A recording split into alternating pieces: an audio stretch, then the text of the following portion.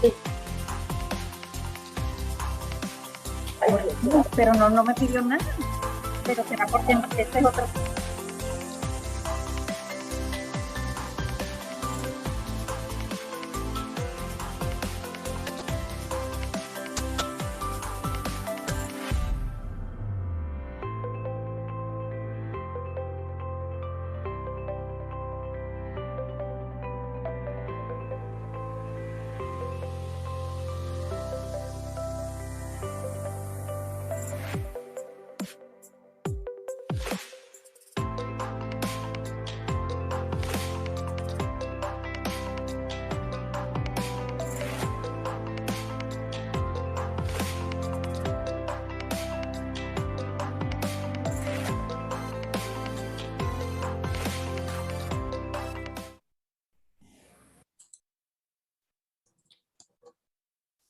Muy buenos días en América Latina. Buenas tardes en Europa. Good morning to Latin America. Good afternoon to Europe. My name is José Antonio Ardavin, Head of the Division for Latin America and the Caribbean, OECD. And it is a pleasure to welcome you to our Second Ministerial Summit for the Latin America and Caribbean Regional Programme of OECD. Today, we have Ms. Charlotte Duval for facilitating the event. That there is simultaneous translation, English to Spanish, available at the bottom of your screen. Para dar inicio a este evento, escucharemos las palabras de To begin bienvenida with our event, we will hear the Secretary General OECD, Matthias Cormann. Vicepresidente Ulloa, embajadores, damas y caballeros. Bienvenidos a la segunda cumbre ministerial del programa regional de la OECD para Latinoamérica y el Caribe. La integridad gubernamental, gobernanza y confianza ciudadana. Por segunda vez consecutiva, la pandemia de la COVID-19 ha evitado que podamos tener una región ministerial presencial en la región, pero me complace ver a tantos participantes de tan alto nivel, autoridades de América Latina y el Caribe, que reflejan el fuerte compromiso de la región para continuar con las reformas para que los gobiernos sean más abiertos, más transparentes y rindan cuentas a sus ciudadanos. La primera cumbre ministerial de gobernanza en Perú 2018 creó un plan para apoyar a los países de la región de Latinoamérica y el Caribe a desarrollar sus estrategias de anticorrupción y de integridad. Este plan estableció prioridades en línea con el compromiso de Lima de gobernanza democrática contra la corrupción, que se acordó en la Cumbre de las Américas.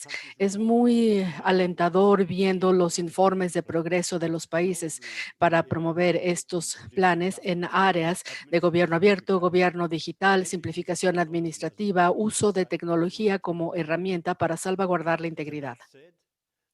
Dicho esto, las posibilidades de una gran mejora aún siguen ahí y esta cumbre ministerial es una oportunidad para intercambiar políticas y buenas prácticas que promuevan mayor integridad y que aumenten la confianza ciudadana.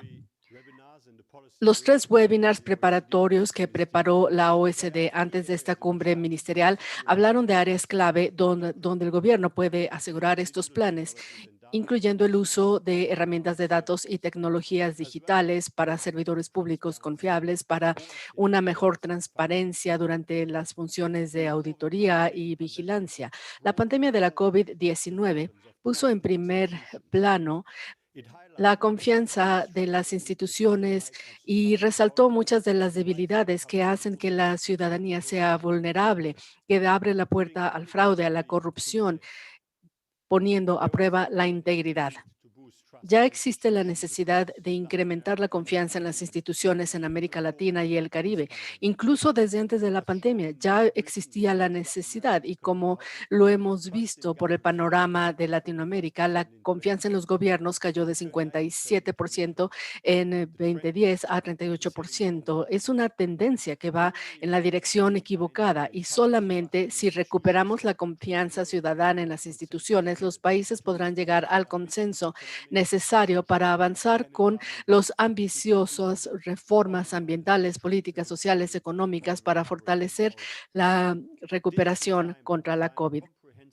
Este es un momento de crear estrategias completas de recuperación que, además de impulsar la economía, ayuden a fortalecer la cultura de transparencia, justicia, integridad y beneficios compartidos. Y solamente si aumentamos la confianza ciudadana, podremos llegar a través de estas estrategias a un contrato social más duradero y más justo en la región que fortalecerá la democracia y el Estado de Derecho. Latinoamérica y el Caribe necesitan contar con instituciones que respondan, que sean confiables, que sean transparentes. Los gobiernos deben promover acceso a la información pública, participar con los actores en el diseño e implementación de servicios y políticas públicas y garantizar que se cuenta con verificaciones para poder lograr que los servidores públicos rindan cuentas. Hay que entender qué es lo que impulsa la confianza en las instituciones y un gran paso en el camino a desarrollar evidencia mejor y comparable nos va a ayudar a desarrollar una nueva herramienta, la encuesta de confianza de la OECD, que va a apoyar a los países miembros a diseñar políticas que fortalezcan la confianza en las instituciones basándose en evidencia y en datos. Estas encuestas se encuentran en 28 países miembros de la OECD, incluyendo México y Colombia, y en 2022 incluirá a Brasil. Será el primer estudio de un índice de confianza en Latinoamérica y el Caribe, y la información de estos estudios va a ser muy relevante para la 9ª Cumbre de las Américas en el verano siguiente en Estados Unidos, que ha establecido democracias fuertes y sólidas como uno de los principales temas de la cumbre. La OECD sigue apoyando a los países a promover la integridad, a controlar la corrupción. La OECD y la Red Latinoamérica de Integridad que tuvo lugar en noviembre resaltó la relevancia que tienen los datos, que la analítica de datos, las herramientas digitales para incrementar la transparencia y la integridad. Pero también resalta la necesidad de fortalecer el desarrollo de capacidades y habilidades digitales de quienes utilizan los datos, de quienes toman decisiones basándose en la información proporcionada. Los indicadores de integridad que serán lanzados mañana serán un paso significativo hacia una política de integridad más basada en evidencia. Y los países de la región de Latinoamérica y el Caribe tienen un papel como pioneros para recopilar datos en los siguientes meses sobre estas herramientas. Agradezco al ministro de Campos por su apoyo en esta iniciativa. Estimados colegas, espero que las discusiones de estos días exploren políticas y herramientas que nos ayudarán a mejorar la confianza en las instituciones, la integridad, la apertura, la rendición de cuentas y la transparencia. Estoy seguro de que estos esfuerzos darán fruto en la forma de un gobierno más democrático, economías más productivas y sociedades más cohesivas. Pueden contar con que la OECD les va a ayudar a hacer progreso en recuperar la confianza, en seguir adelante para la recuperación, para tener un crecimiento sostenible en América Latina y el Caribe. Muchas gracias. We now welcome Mr. Wagner de Campos Rosario, Brazil's Head Minister of the Office of the Comptroller General. Ministro, você tem a palavra. Obrigada por ter aceito de se expressar em espanhol. Gracias. Buenos días, señoras y señores. Thank you. Good morning, ladies and gentlemen. It is an honor to be part of this ministerial summit of the LAC program from OECD. I want to thank Secretary General Matthias Cormann. Thank you very much. I want to greet my colleagues from the region, like the Vice President of El Salvador, Felix Ulloa, who I met a couple years ago in Washington. I want to emphasize the importance of the LAC Regional Programme. I want to thank this program because this is a channel to facilitate dialogue in our region in order to promote resilience, social cohesion, and economic recovery.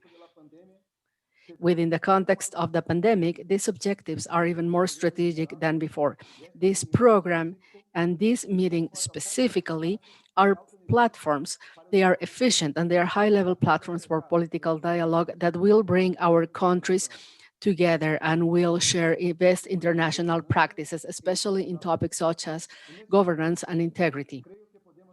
Within this context, we can benefit from the expertise of OECD and our regional peers to enrich our public policies. I have participated in the Ministerial Summit in Lima, where we acknowledge the need to make progress with our commitments by adopting anti-corruption and integrity strategies. In this sense, we agreed on a regional action plan to foster initiatives in every country. We have seen the initial results of the OECD survey. In this sense, I would like to highlight a few activities undertaken by Brazil. First, two studies related to integrity. We are working on them with OECD.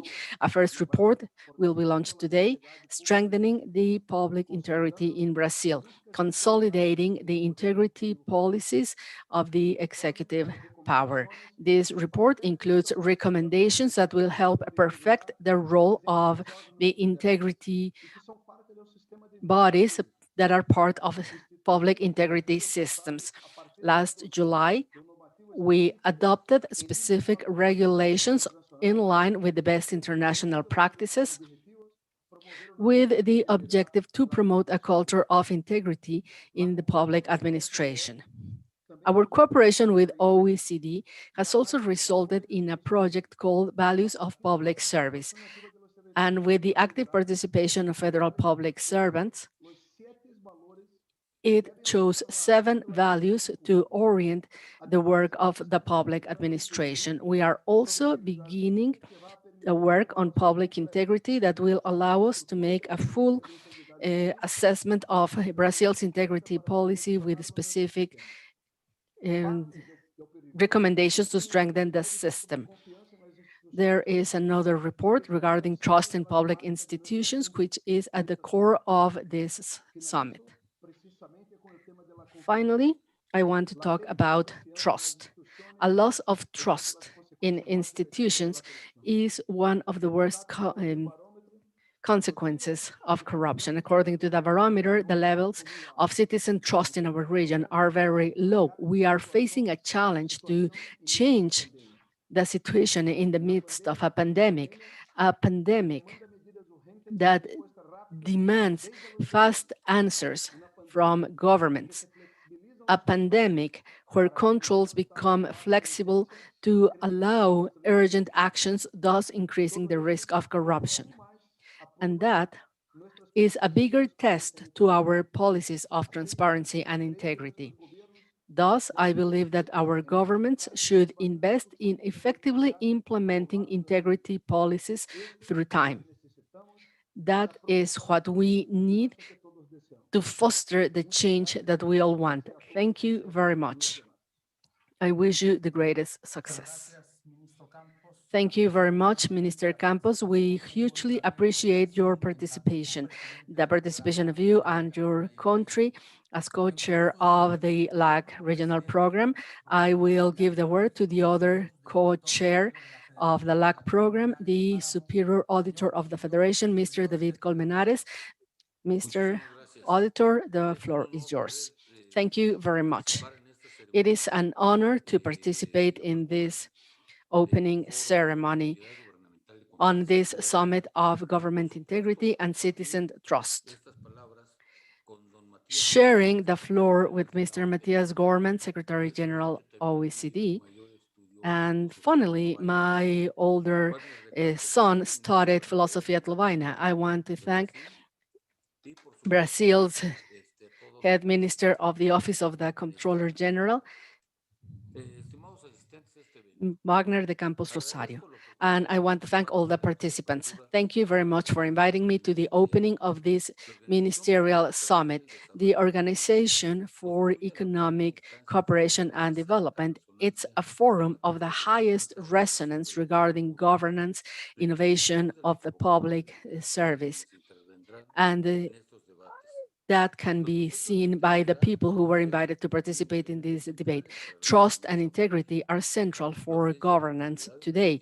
The absence of integrity in government functions will make it impossible to create credibility and citizen trust. And at the end of the day, it seriously compromises any work of public administration. Due to the structural changes that have been implemented in the last decades, the interest and the needs of the population come to the center, which demands a new vision of the responsibility of holding office. Public servants have to act within their institutional mandates and must apply the regulations. But this can only be done optimally with an additional element which is essential, and I am talking about integrity. Integrity is a factor that should bring together all the elements of professional activities, not just government interests, but for any entrepreneurship, whether it's related to a business, to sports, etc. You have to follow a code of conduct in and outside of work, even to the cost of your immediate benefits, is an element that will differentiate a professional, a true professional. Institutions should clearly define the scopes and the tenets of their codes of ethics and integrity. They are a guide for the behavior of their members. They are references of what citizens can expect from public institutions. This is directly related to corruption, and therefore it is an important part of current debates regarding the definition of actions to prevent, detect, control, and sanction corruption. The strengthening of integrity policies must be an essential component of control systems that are implemented at an institutional level. And the purpose is to detect risks of corruptions as an obligation for any government agency. This is a preventive exercise that closes the gap, thus preventing any actions against legality, and will help you get in-depth knowledge of weaknesses and areas of opportunity of the different processes. As these concepts are the basis of government management and are reflected in the efficiency, efficacy, economy, opportunity, and transparency of all government activities, they will be acknowledged by society, by citizens, who will be aware that all actions are in their favor. Citizen trust should not be taken for granted. On the contrary, this is a factor that is continuously constructing, and it stems from a systematic action that takes part all the time when authorities are in compliance with their codes of integrity. A single fault can bring down the work of many years. I want to thank all the participants for their valuable contribution, and I hope this event will fully fulfill your expectations. Thank you very much. Thank you very much. Now I am going to give the word to Felix Ulloa, Vice President of El Salvador, who this year has been hosting the preparatory webinars and this summit. Thank you very much. Thank you very much from El Salvador. All the participants of this conference, I want to thank especially Matthias Corman, Secretary General of the OECD. I want to thank Minister Wagner de Campos from Brazil for reminding us his experience in Washington. El Salvador is proud to be host of the Second Ministerial Summit, in this case virtual, on governance from the Latin American and Caribbean Regional Programme of OECD. This will focus in rebuilding citizen trust during and after the COVID-19 pandemic. We want to thank OECD for this excellent opportunity. We know that within the current international context, we must promote an inclusive regional dialogue where no topic of relevance for our peoples are out of the table and where we must all be heard. This summit will allow us to debate on topics that are vital for the Latin American and Caribbean countries, such as the need to adopt sound mechanisms for greater integrity, transparency, and accountability, and strengthening of institutions. It's not an easy road. We are facing an uncertain situation that has exacerbated the main health, economic, and social challenges of the region. Before this unexpected global crisis, we are the least advantaged countries, the ones that are facing the greatest challenge before these new difficulties. El Salvador undertook many efforts before the pandemic, even before the first confirmed case of the virus in the country, before world authorities declared a pandemic. We had to rethink the way in which we understand and perform public health work to make it a true public global uh, good. We made a huge investment, the largest in the whole history of El Salvador, so that we could have the capacity to serve that increase in hospital service demand. And in this spirit, the government built and inaugurated the Hospital El Salvador, a modern hospital exclusively for COVID-19. And to date, we have fully vaccinated over 70% of the population, giving access to the vaccine from the age of 6. And in solidarity, we have modestly shared vaccination with our brothers from other countries and offered free vaccination to foreigners, which has been internationally acknowledged. We have also implemented effective reactivation and support plans for the economy, especially for SMEs, and we have increased minimum wage by 20%, subsidizing its impact on SMEs for 1 year.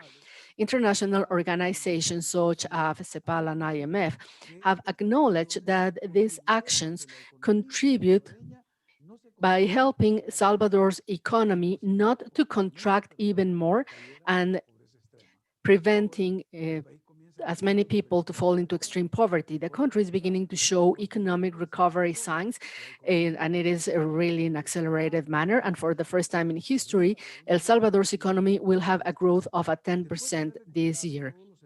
After recovering formal jobs that were lost during the pandemic and with a 20% growth, internet and technology have been historically unattainable for the lowest levels of the population. And today we are providing computers to 100% teachers and children with free access to internet and all the necessary applications for their learning, thus tackling the digital gap.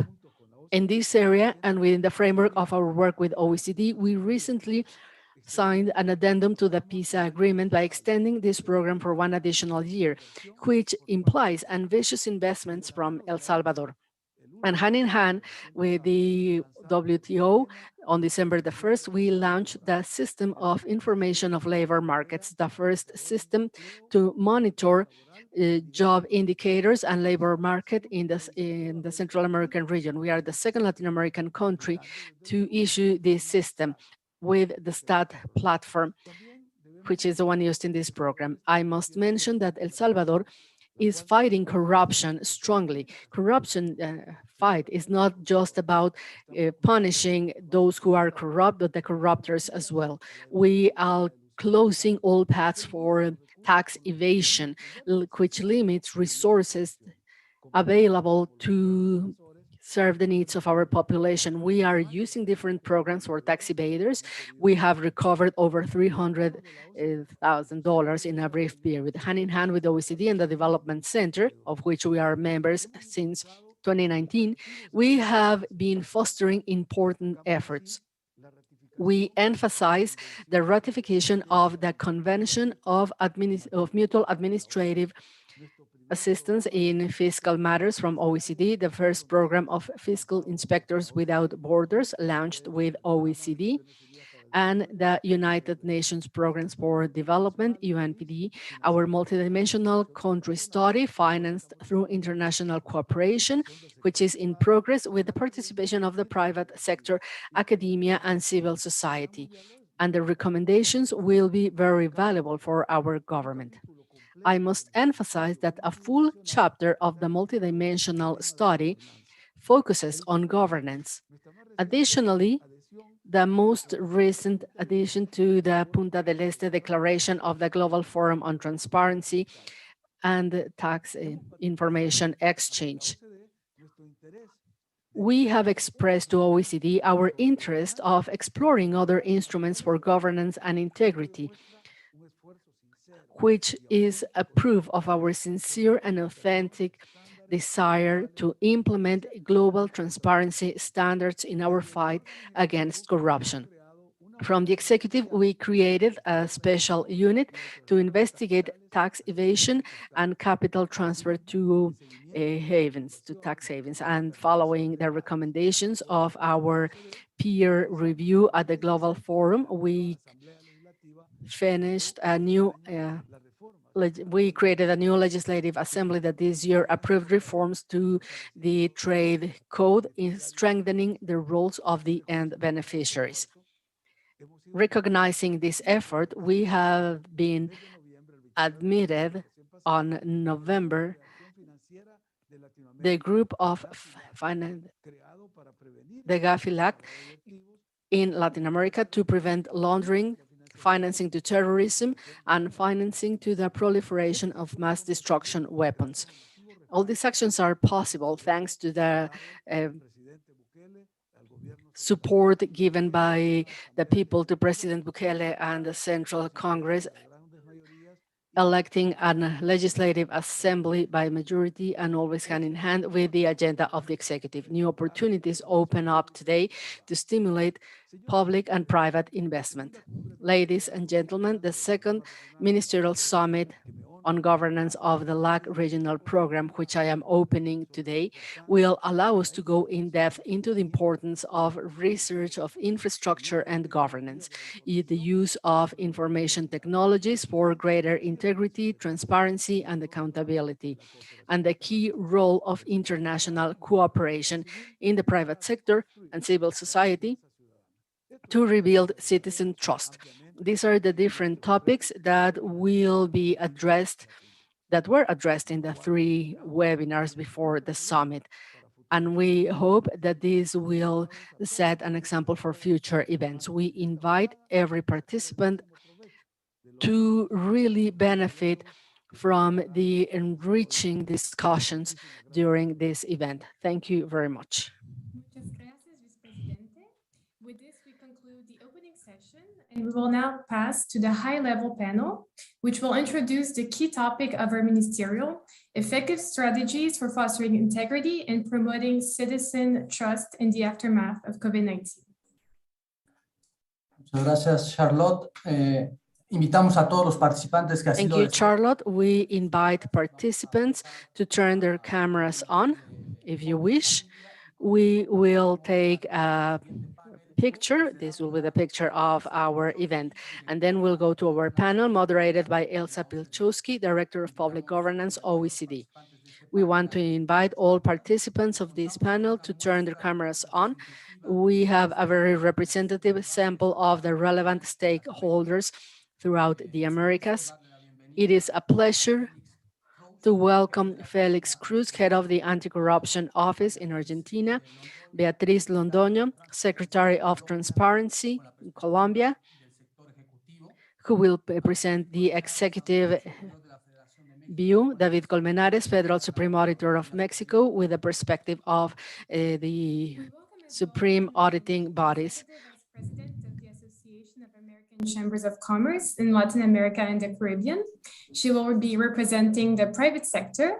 And from civil society, Carlos Hernández, Executive Director of the Asociación para una Sociedad Más Justa, which is an organization in Honduras that closely works with Transparency International. Elsa, you now have the floor. Thank you very much. Good morning and good afternoon to everyone. It is really my pleasure to moderate this opening session on effective strategies for fostering integrity and promoting citizen trust in the afternoon of COVID-19. Welcome to our high-level panelists here. We're looking forward to this great conversation. And let me start also by thanking El Salvador for hosting this very important event today. And of course, today's topics could not be more timely. Two of the essential elements to strengthening public governance are really trust in institutions and integrity. They really go hand in hand.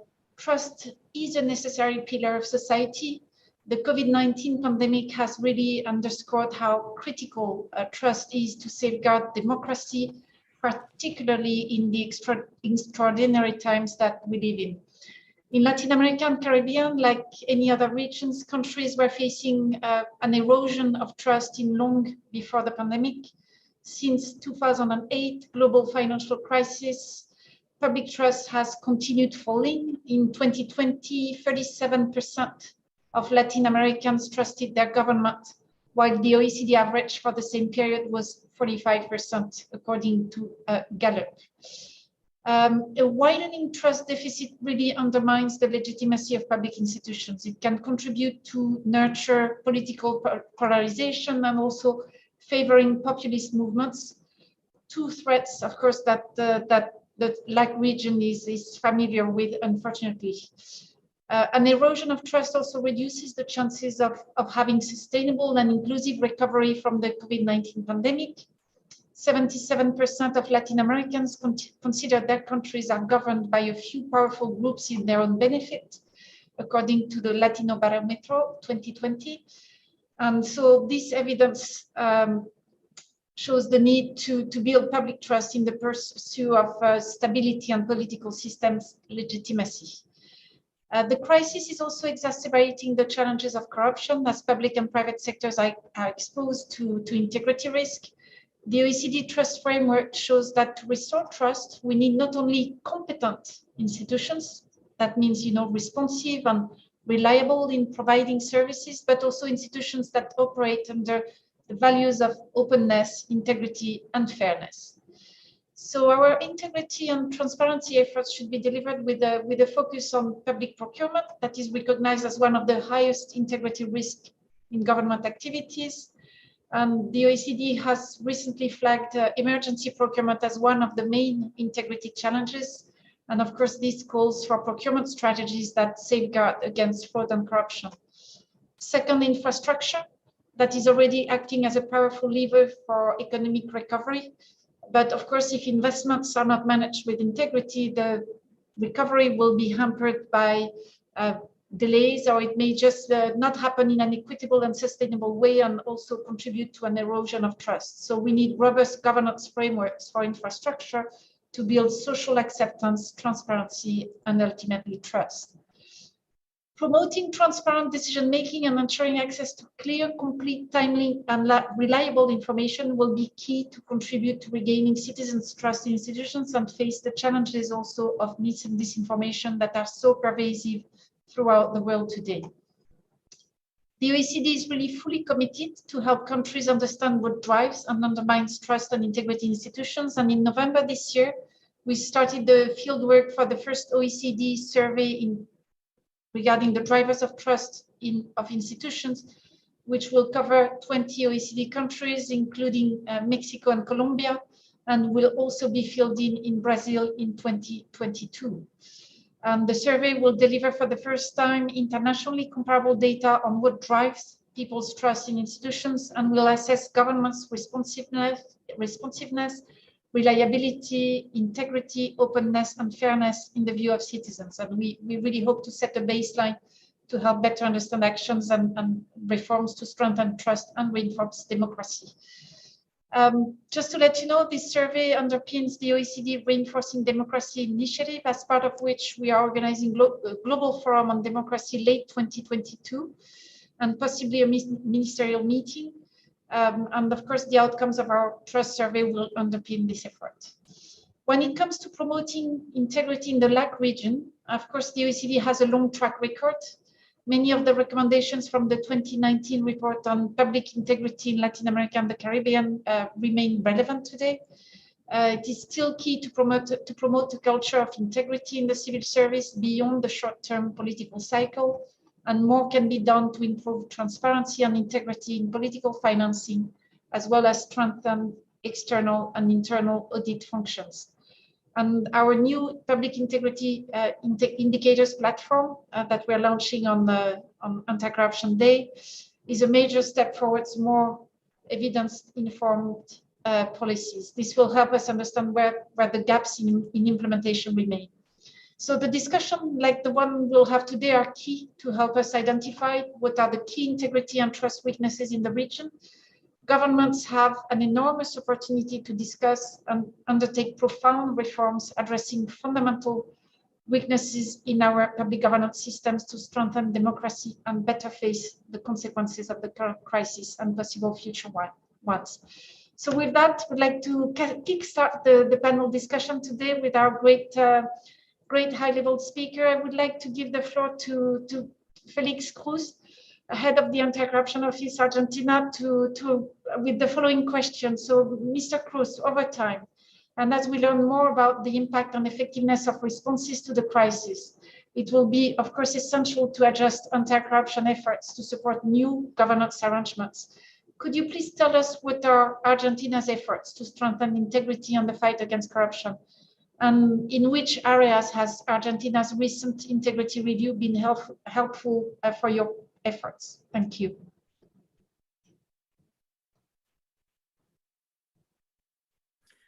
Buenos días a todos y a todas. Muchas gracias. Good morning, everybody. We had no simultaneous interpretation for some minutes at the beginning, but luckily I'm going to be able to open this panel. Effectively, Argentina back in 2017 had very different political situation in comparison to the current government that we have. We receive the reports and we incorporated to the working group, and we welcome this incorporation because we agree on the macro-political framework and the work against corruption focused on strengthening integrity in order to prevent corruption. And its components of resources, that is transparency, public governance, and citizens' participation. We are working in order to use all our resources in that regard, and we are doing a rational use of all the state resources, appointing the different branches, the tasks of case-by-case investigations. These institutions in Argentina are autonomous and they are constitutionally independent. I'm not going to talk about the performance. I just wanted to say that they are autonomous, and the Anti-Corruption Office focuses on what we believe it is the correct point, that is a catalyzer of cross-sectional activities regarding public activities for the development of high-level instances for promoting integrity. And we've also worked on instructions for the development of integrity in public administration. And apart from that, we are permitting this to all the state. We're also strongly working on integrity national strategy, which is part of the national integrity promotion plan. And this allows us to have a long-term and cross-sectional strategy to promote integrity in our administration. And we're also working on a national integrity survey, a sustainable integrity survey. And it was implemented by the government as a coordinator of all of the correct functioning of the national public administration. And the Supreme Auditing System is an agency that is also new and independent. The survey that I mentioned before is giving us the first results in order to have a baseline regarding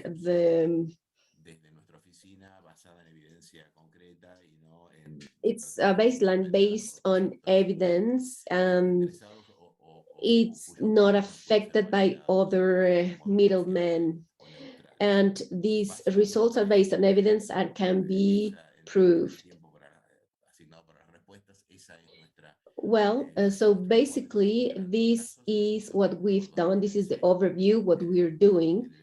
In Argentina, I would say that the most important part of these components of our current work that has been mentioned in the resolutions too, is the same that has been recommended by OECD, that is the proactive profile in public policies for our office. And this is a pillar of the national integrity system.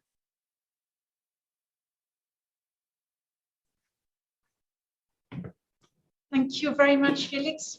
Sorry for the few seconds of translation. My Spanish is not good enough, so the time the translation finishes, but it is really great to hear how Argentina is building on the recommendations of the OECD Integrity Review as it develops a new roadmap and strategies to strengthening integrity, to fight corruption. Also, very good news that you are building an evidence base to go about these efforts.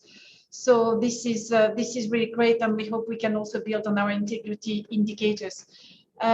With that, I would like now to give the floor to Beatriz Londoño, Secretary of Transparency Colombia.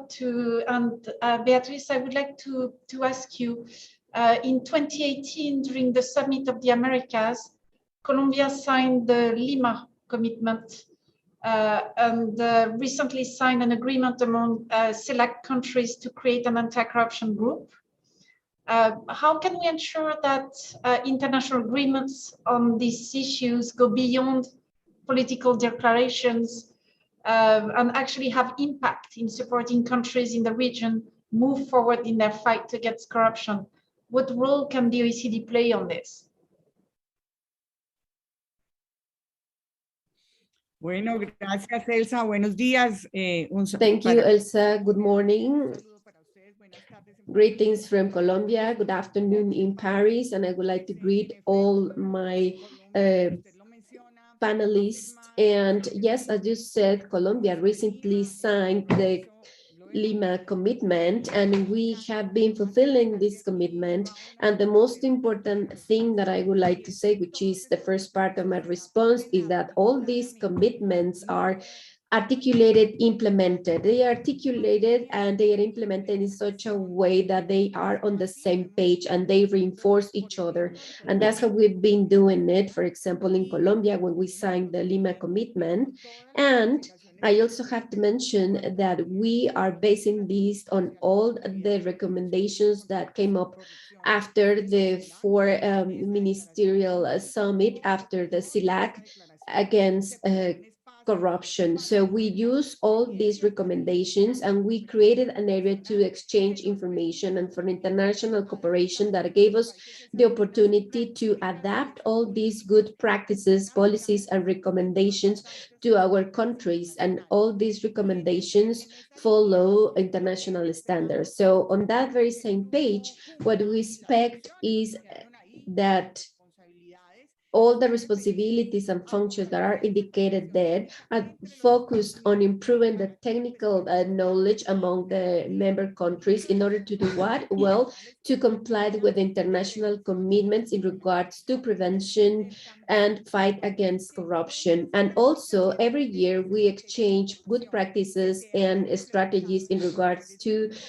fighting against corruption that have been implemented within the region. This is very important to us because these good practices and strategies, as my colleague from Argentina said, are extremely important because we see that we are not alone in this fight, and the solution that we're looking for in our country might have been already implemented in another country, and it's worked in our brother countries or our neighbor countries. So that's why we have to strengthen these cooperation mechanisms. And for example, in section 12 of this declaration in Punta Cana, that was a result of the 5th State Summit and the Open Government of CELAC in 2017. And we always work on an annual report of our activities. And this report provides us with a checklist and allows us to measure how we're doing and how much we were able to implement. In this framework, we noticed that the best way to comply with all these commitments and that they are not only left as declarations or in good intentions that we all have, because we all want to get rid of corruption. And in order not to leave them as only a political declaration, we do the following. Number one, para que se pueda hacer seguimiento, we give follow-up to these quantifiable and measurable measurements so that we can compare them to the level of compliance to these agreements. When we want to implement these very general agreements, what we create, first of all, is a subjective interpretation because it depends on the characteristics of each country, but we don't leave it as a cross-sectional measuring line, and that's very important. If we have this measurement of the actions, I mean, if we know if our actions are creating any changes, in that case, we are going to have a better impact or a better result. And we try to find common agenda, common alternatives to fight against corruption, and that they are promoted and that they are common to all these international organizations. And we start articulating all these recommendations. For example, in Colombia, we're following the United Nations recommendations to fight against corruption. We're also following the recommendations from the Inter-American recommendations and the OECD recommendations. And we're trying to follow everything that we have signed. And we are trying to articulate all the networks and the regional groups that we already have, the liaisons that we already have with them. We believe that this is going to lead to a greater impact, and that we are not going to have a mosaic of different fora or groups, but they are going to be articulated groups. And in this case, it is important to talk about the CELAC meeting because it was very important to point out that we have to do our best in order to prevent redundancy from happening, or overlapping of efforts. So what would be the role of the OECD? Well, you are the ones that determine what's the line to follow, and you provide us with enlightenment or knowledge of the issue. For us, you are the expert or the promoter of guidelines and recommendations in regards to prevention and the fight against corruption. And you also help us to consolidate culture and the development of open governments. So you were working on that line to have an open government. The OECD has experience of developing useful guidelines of practical application, and these guidelines have allowed us and many other countries, member and non-member countries, to be able to develop public policies and to implement them based on clear evidence with a long-term vision. And we also know that OECD is the articulator or the creator of networks. And also the OECD for many years has fostered all these regional fora and these world fora that are very similar to the ones created by CELAC. And this knowledge acquired by OECD and this fostering of networks and to get us in touch with the experts on this matter, I think that that's the best contribution that the OECD can provide us with, because they put us in touch with the experts and they help us to create synergies, to identify allies, and to be able to work jointly and to keep building upon what has already been built. So Elsa, thank you very much. These are the humble recommendations and the work that has been done in Colombia so far.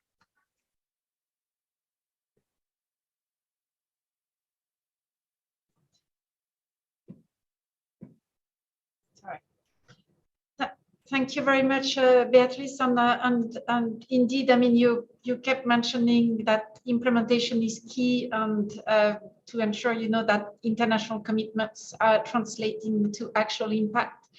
Good, also very good to hear your efforts to measure compliance and be transparent on where you stand on these implementation efforts. This is really a good way to ensure also that stakeholders can you know, keep us on our toes and push us always further. And thank you for your words about the OECD, and I'm sure my colleagues also from Global Relations Secretariat who are here today and of course in charge of broadening, you know, the reach of the OECD will be very happy to hear that. But thank you very much, and hopefully we can continue to support Colombia very, very soon. I would now like to turn to David Colmenares, Federal Supreme Editor of Mexico. And David, the following question to you. The OECD has been working with the Supreme Audit institutions in Latin America and the Caribbean to provide recommendations on the use of big data and data analytics for fiscal control, in particular in exercises of preventive control that allow to identify early warnings. This is a tool that could be quite useful in fighting corruption on projects related, especially to COVID-19 crisis. And we know that Mexico is aiming at a reform towards implementing this type of control. Could you tell us a bit more about this reform and what is the ASF doing to support data analytics?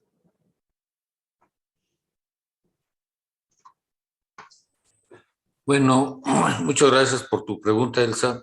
Thank you very much, Elsa. I would like to greet the members of this panel, and I would also like to greet all our public. Good morning from Mexico City. This is a topic that the Supreme Auditors or controllers are sharing, because in Latin America, there are 3 or 4 federal countries, and I think that are the biggest ones regarding territory. But the rest of the countries are working jointly in these processes. Recently, the LACRP, which is the organization that groups us, and we were focusing on integrity and the use of technology, information technology for auditing and transparency processes. We're about to have 2 years of being in a situation that has been new for our world, that is a pandemic that has made the difference in our lives and in our societies. These new conditions of life have required a great level of adaptations and resiliency from individuals and institutions as well. We ourselves, when the pandemic started in Mexico, we stopped all Supreme Court proceedings. Most of the institutions stopped their activities. We stopped working for 3 months only. However, this led to the development of processes that have given us the opportunity to build today to have tools that we have started sharing with other friend countries in Latin America. Apart from this, we have to talk about that we are also fighting against corruption, and corruption is exacerbated when strange situations happen.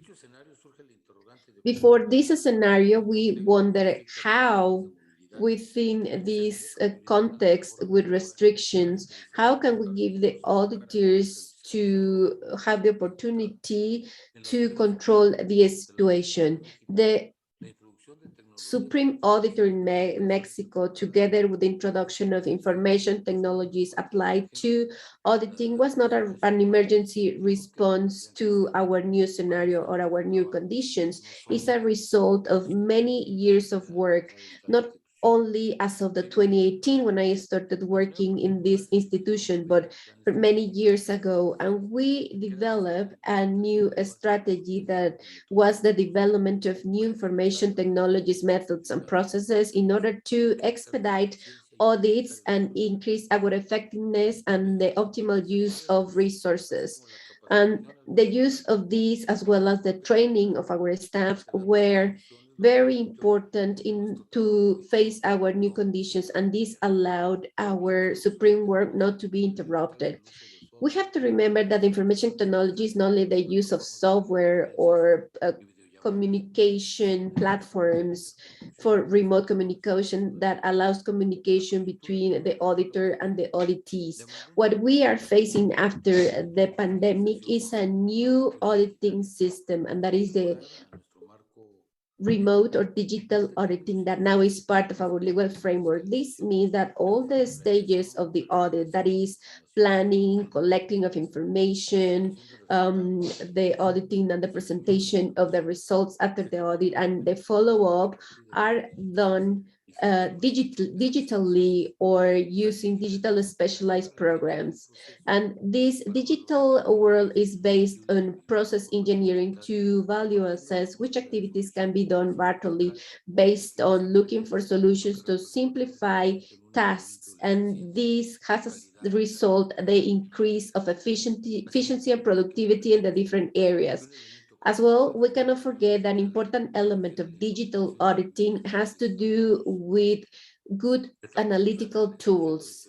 And it's very important that we analyze correctly information that we collected, and that's why the most advanced information technologies are focused on this field. And this is a discipline that is under development, and it has given a special literature focus on analysis of data, predictive logarithms, big data, and systems that are based on artificial intelligence. It is also important to point out that we cannot confuse digitalization with the total elimination of paper. And for example, when we talk about auditing, we might not be able to be totally digital because it is possible that legal accreditation of certain actions will still be done physically on paper. The digital auditing cannot be seen as everything or nothing. It is a matter of identifying important process in the auditing cycle, and the digital change will be translated into efficiency and productivity. And we do not make the mistake of looking for tools only for analyzing data. This is a digital trend that is going to be covering little by little all the critical activities of digital auditing. And in our case, the strategy started with a digital letter box that rules were published in July this year that show the guidelines for the information that was going to be collected and the files that are provided by the auditees, and so that later on we could give them back the follow-up action files. And we're also seeing how to incorporate new analytical data tools. Some of the goals that we have is to foster remote work, automatization of processes, access of information in real time, decision-making based on data analysis, as well as the analysis of all data based on a predictive analysis. And this has to go along with learning and teaching processes. If we could think about the current scenario, we have to consider that digitalization has to overcome the risk derived from the interaction of auditors and auditees.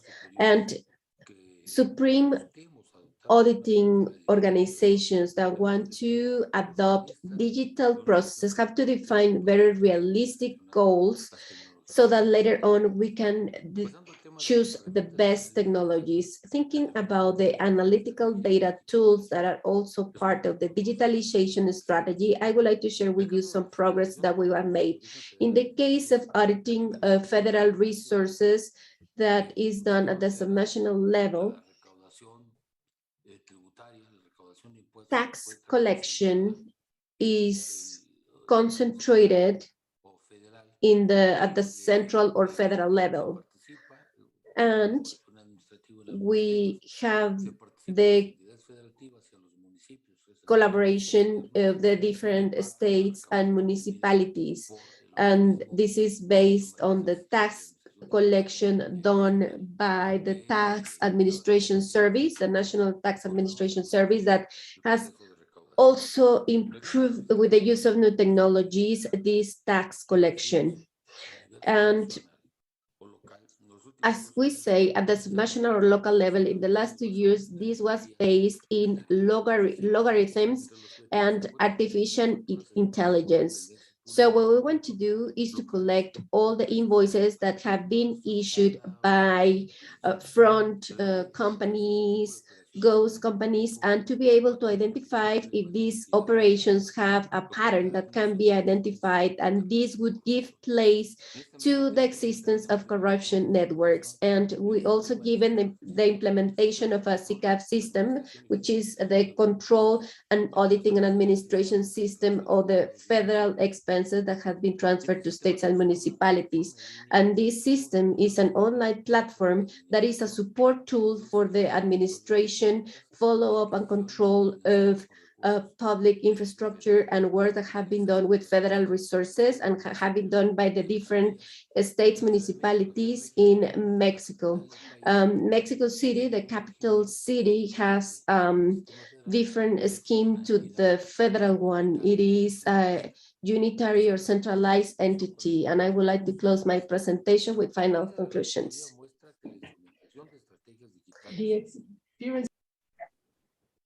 Thank you very much, David. And ¿Tiempo? La tecnología llama al cambio y genera un círculo virtuoso de acción. Ya termino. I'm about to be finished by just thanking you for giving me this opportunity to talk about internal processes. My apologies, I didn't mean to interrupt you. It's just that the translation stopped and I thought you were finished. So my apologies about that. But thank you very much.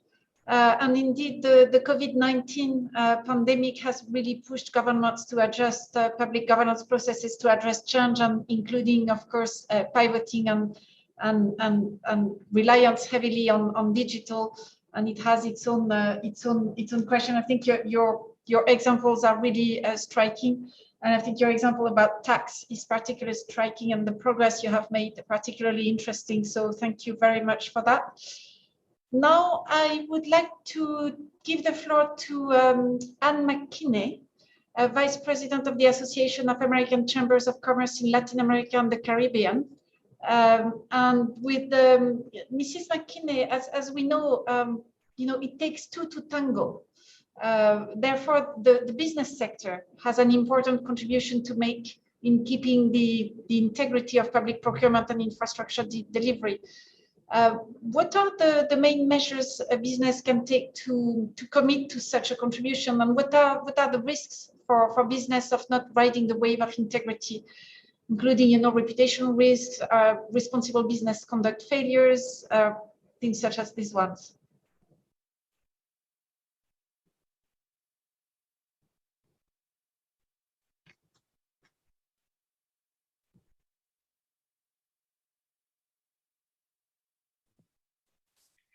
Good afternoon, good morning to all. I'd like to begin by extending un saludo cordial to my fellow panelists, and also thanking the OECD for the invitation to talk about this important topic of integrity and citizen trust.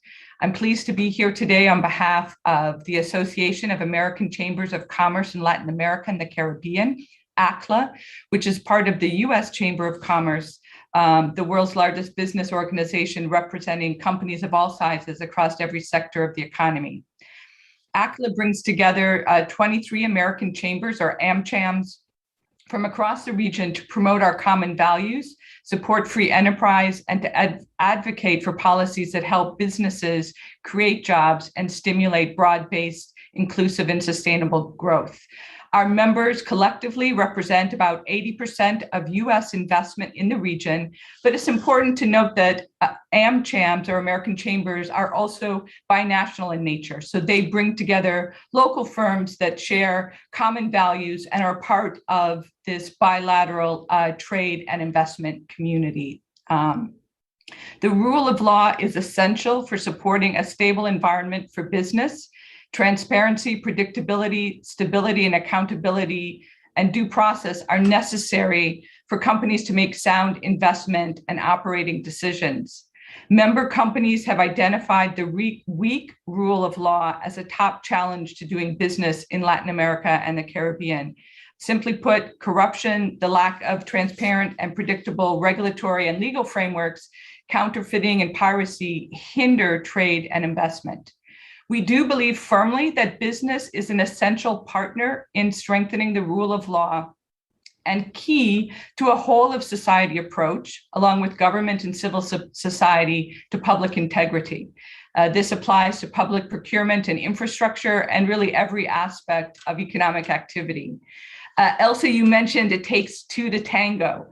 And it occurs to me that if we want to talk about a whole of society approach to public integrity, another point of reference might be a line dance, which is popular here in some parts of the United States, but also, of course, in other cultures around the world. The tarantella of Italy comes to mind. But in a line dance, we're all active participants and dancing the same steps and working together as a society, business, international organization, governments, civil society, to advance this whole of society approach to integrity, which the OECD has been so active about promoting and sharing best practices in the region. In today's global business environment, access to and respect for the rule of law is the cornerstone of doing business and the basis for healthy international investment, trade, and capital flows. Companies can contribute to this process by making integrity a core value, promoting principles and practices that foster a culture of integrity. So for many companies, some of the best practices that this encompass, and indeed those that are also promoted by OECD and other sources, include creating a culture of accountability and implementing proactive risk management strategies. You highlighted clearly it's an important issue for business in terms of risks, their reputational risks and other important risks. This culture of integrity also includes commitment, starting at the highest levels of the organization, communicating those values, and being very transparent and committed to an ongoing education effort. Increasing transparency is a shared responsibility, and through robust partnerships between the public and private sector, civil society, international organizations, and strong public policies, we believe that we can generate sustained economic growth, increase productivity, and enhance competitiveness to improve lives across the Americas. The U.S. Chamber and our partners at American Chambers of Commerce in Latin America and the Caribbean have been committed to working to raise awareness of the importance of the rule of law to attract investment and to generate broad-based economic growth and to advocate for policies that increase transparency, help level the playing field, and combat corruption. With regard to public integrity and public procurement specifically, which you referenced, I'd like to highlight the work of our our Coalition for the Rule of Law in Global Markets, and ACLA's work through our task force on the rule of law with member companies and governments to promote digital tools to strengthen the rule of law and foster an inclusive economic recovery.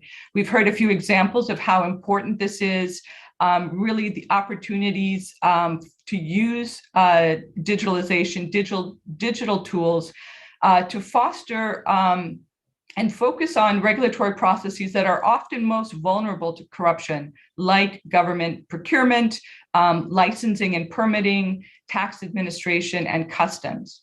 So we see an opportunity to work together to advance the co-creation, funding, and deployment of digital tools to increase transparency in public procurement, which would also help generate increased trust. It's worth noting that an equally significant impact can be made through digital tools for licensing and permitting, which also have a very significant impact on private sector investment and an economic impact, as well as other regulatory processes that have a significant economic impact and an impact on inclusive and sustainable growth, like customs and tax administration. Working with our American Chamber of Commerce partners across Central America, earlier this year, we organized a conference that focused on opportunities to advance digitalization of tax, customs administration, licensing and permitting, and public procurement. We appreciated the support of the OECD as one of our panelists. We're also working through the private sector platform that accompanies the Summit of the Americas that brings together business and industry associations from across the hemisphere, the Americas Business Dialogue. And in closing, I'd just like to highlight that we have an important opportunity with the upcoming 9th Summit of the Americas, which will be held in the United States in early summer of next year, to strengthen these partnerships between governments, private sector, civil society across the region, to strengthen the rule of law and culture of public integrity, to build on and really focus on what has been accomplished in terms of the Lima commitments we've heard about earlier as part of the panel, what has been accomplished, what still remains to be done, and ways that we can look forward to carrying this very important work out together using the focus of the leaders who will be gathering at the 9th Summit, the business community and civil society that will be there to work with them on these important challenges and opportunities. So thank you. Thank you very much, Anne. And I retained from your intervention first a new expression that I didn't know, like the integrity wave. But thank you for that, but also the need for a whole of society approach, needs for private sector standards, and also the co-creation of digital tools to ensure also integrity. And I think that's important because also it's a new technology that allows also cross-border creation and tracking. So that's really interesting. Thank you very much for that. Now I would like to give the floor to Carlos Hernandez, Executive Director of the Association for a Fairer Society in Honduras. Carlos, as representative from the civil society, you're very much aware of the relevance of holding governments accountable and especially of furthering citizens' accountability beyond electoral processes. What do you consider really the main advantages of having updated feedback from citizens and on how governments deliver, not only in terms of outcomes, but also in terms of processes that led to these results? And what is the role and what is it, these citizen surveys?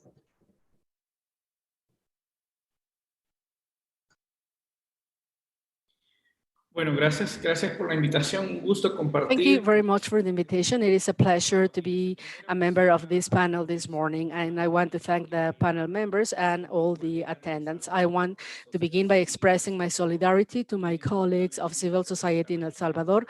Unfortunately, the civic space is being reduced in the country, the space for them, but we must remember that democracy is built by everyone, and the fight of corruption can only be possible when you have respect for fundamental values like freedom of speech and all types of freedom. I think that this question, it is a timely one. 10 days ago, Honduras celebrated elections.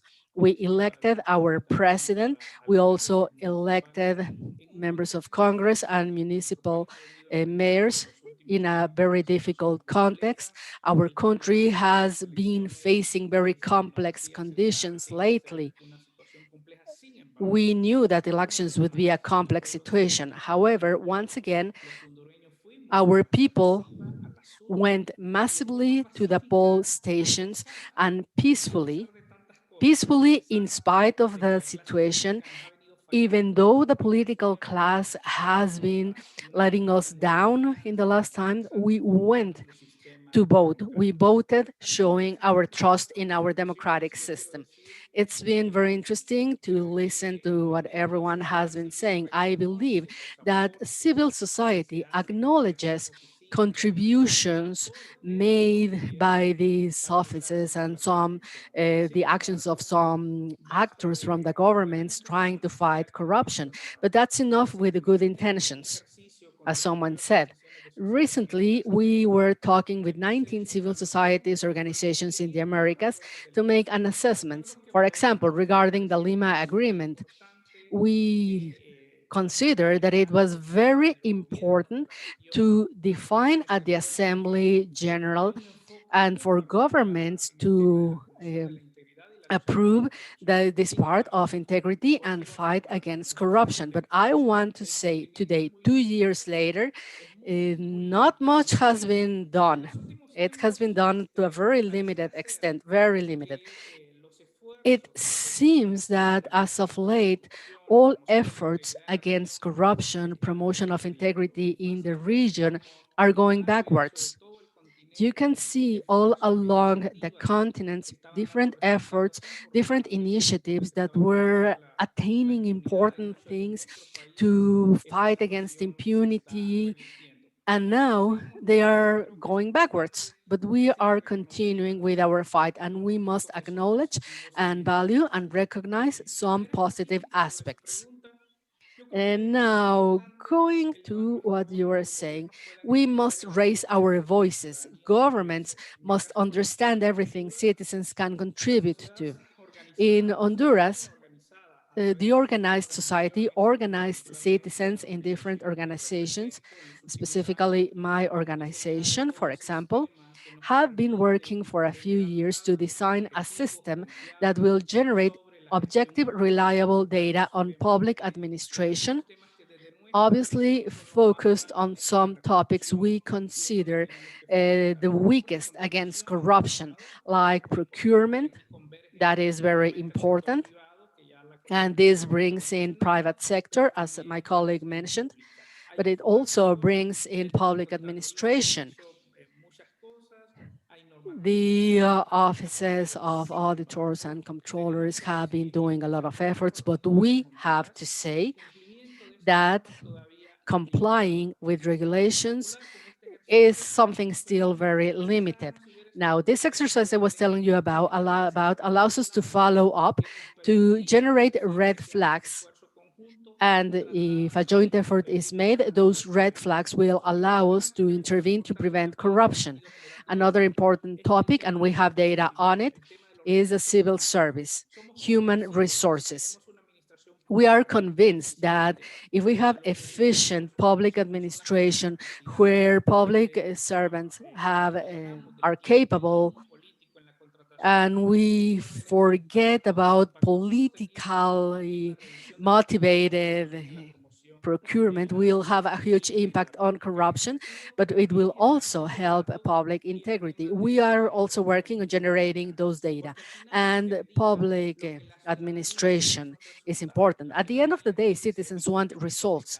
They want quality public services. They want their taxes. They want their efforts in societies where poverty is huge.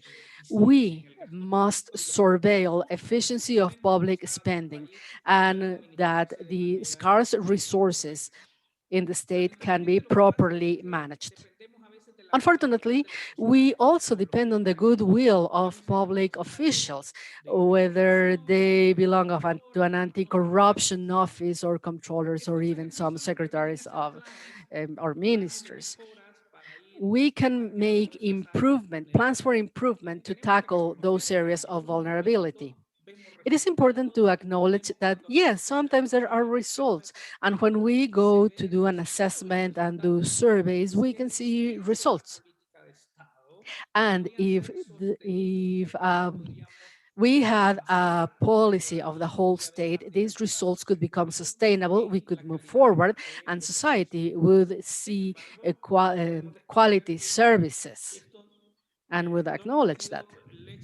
But we must remember that we have not been completely successful because many times officials at these agencies, at these ministries, have the support of all the powers of the states that can help them maintain these initiatives. There is another very important point that I must mention, and it is important for governments to understand, is that as civil society, we can work and map the risk of corruption. We can accurately identify those risks, and that will allow public officials, it will allow public servants to try and strengthen those points, strengthen the agencies and decrease corruption. It is important to say once again that citizen participation is key for democracy. Democracy cannot exist without active participation and surveillance of the use of public resources. Yes, it is important for citizens to surveil, but we need data. We need evidence. Good intentions are not enough. We need evidence that shows that decisions are being made focused on reducing those risks. Another important point, and this is a huge damage from corruption, and that is mistrust, a general mistrust in institutions. And this was evidence during the COVID pandemic. Mistrust made problems even bigger. Citizens mistrusted the government, and therefore they did not believe any message from the government, no matter how positive the messages were. Citizens did not trust what was being said. So we have sound, transparent, strong institutions. It will help to foster citizen trust.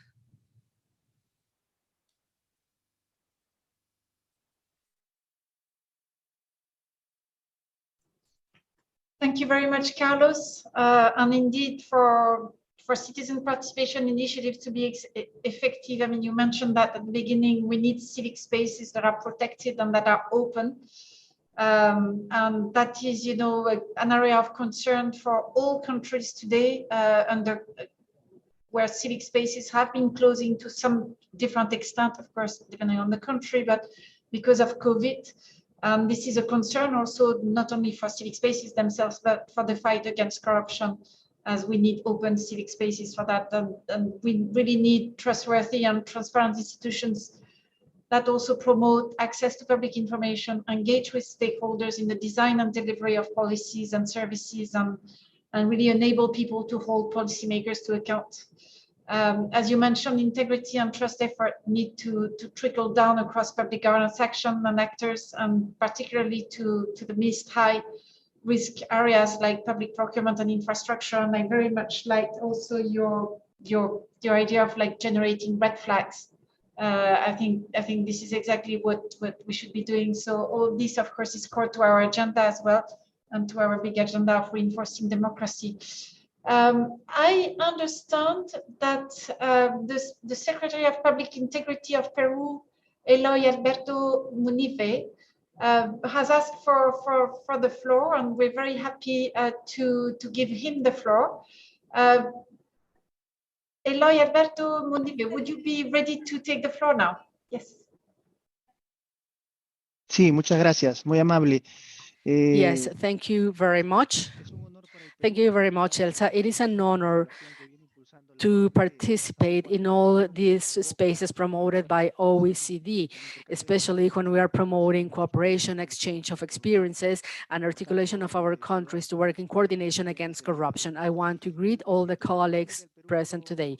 The President of Peru, Mr. Castillo Terrones, has reaffirmed our country's commitment to fight corruption at a national and international level, with the objective of substantially reducing the negative consequences such as mistrust that has been mentioned, citizens' mistrust and inequality of access to public services, and in particular, exacerbation of poverty that has severe effects on the most unprotected people. In order to really have an impact in our fight against corruption, it is necessary to have firm political will with impartial, transparent, fair institutions that are accountable to the citizens. And for that, it is important to ensure there is the legal framework with an integrity focus that really fights against corruption and that really focuses on the root cause of corruption. And in that line, in Peru, we have developed a national policy of integrity and fight against corruption. And we have public sector, private sector, and civil society representatives, and they constantly meet and they have been able to delineate the main principles that will allow the country to make strategic decisions. Our national policy expresses a consensus on the need of strengthening our fight against corruption, revaluing prevention, considering the national recommendations and practices and also international practices and recommendations. The Council of Ministries, therefore, is undertaking certain activities where we recently approved a general government policy for the period 2021-2026, incorporating as a central axis the fight against corruption, specifically focusing on interventions that will strengthen the national integrity and control system and the anti-corruption justice system as well. We are working on important innovations, and I must say that all public administration agencies in Peru must include in their structure and organization offices that will be focused on integrity. Integrity goes hand in hand with training and skill developments, but also the implementation of tools focused on creating the best possible performance of public servants. In Peru, we focus mainly on OECD's recommendations from different documents. Peru has received 3 reports on integrity. One is a national report, another one is analyzing this new function of integrity, and a sub-national report focusing on those government agencies that are closer, the closest to citizens. Peru has monitoring systems. We monitor over 200 entities that focus on integrity nationally and subnationally. We are facing many challenges. Obviously, the change of culture needs the leadership of the main authorities, of the national leaders. And there's another very important point. In the last 2 weeks, Peru presented a package of regulations to the Congress with different bills to face revolving doors, which is a worldwide problem, I believe. We also introduced a reform to the law 3024, responsibility of institutions, that is looked into the anti-corruption model. We are strengthening our models based on different recommendations received during phase 1 and phase 2 of the anti-corruption fight. And this is evidence of Peru's intention to go beyond mere recommendations from from these recommendations to be turned into public policies, and therefore Peru has increased its participation in international spaces like this one, and we are honored to be part of it. Strengthening cooperation among countries exchanging experiences is essential. Peru is at the service. We offer our support to other Latin American countries to contribute to their efforts and share our experiences with them. Thank you very much. Thank you very much, Eloy Alberto. That's, I think, your point about having national consensus and whole of government approach is really important. This is one of the key aspects that we tend to recommend, as you know, in our recommendations, and one of the key aspects that we will be measuring also in our new portal on indicators. So thank you very much for that. Returning now to the panelists, and moving a little bit away from purely anti-corruption, what do you think are the specific drivers of trust in institutions that governments in Latin America need to have into account to help advance and be better prepared in the face of future crises? What are the initiatives in your different countries? Would any one of you like to intervene first on this question that I'm asking to all the panelists?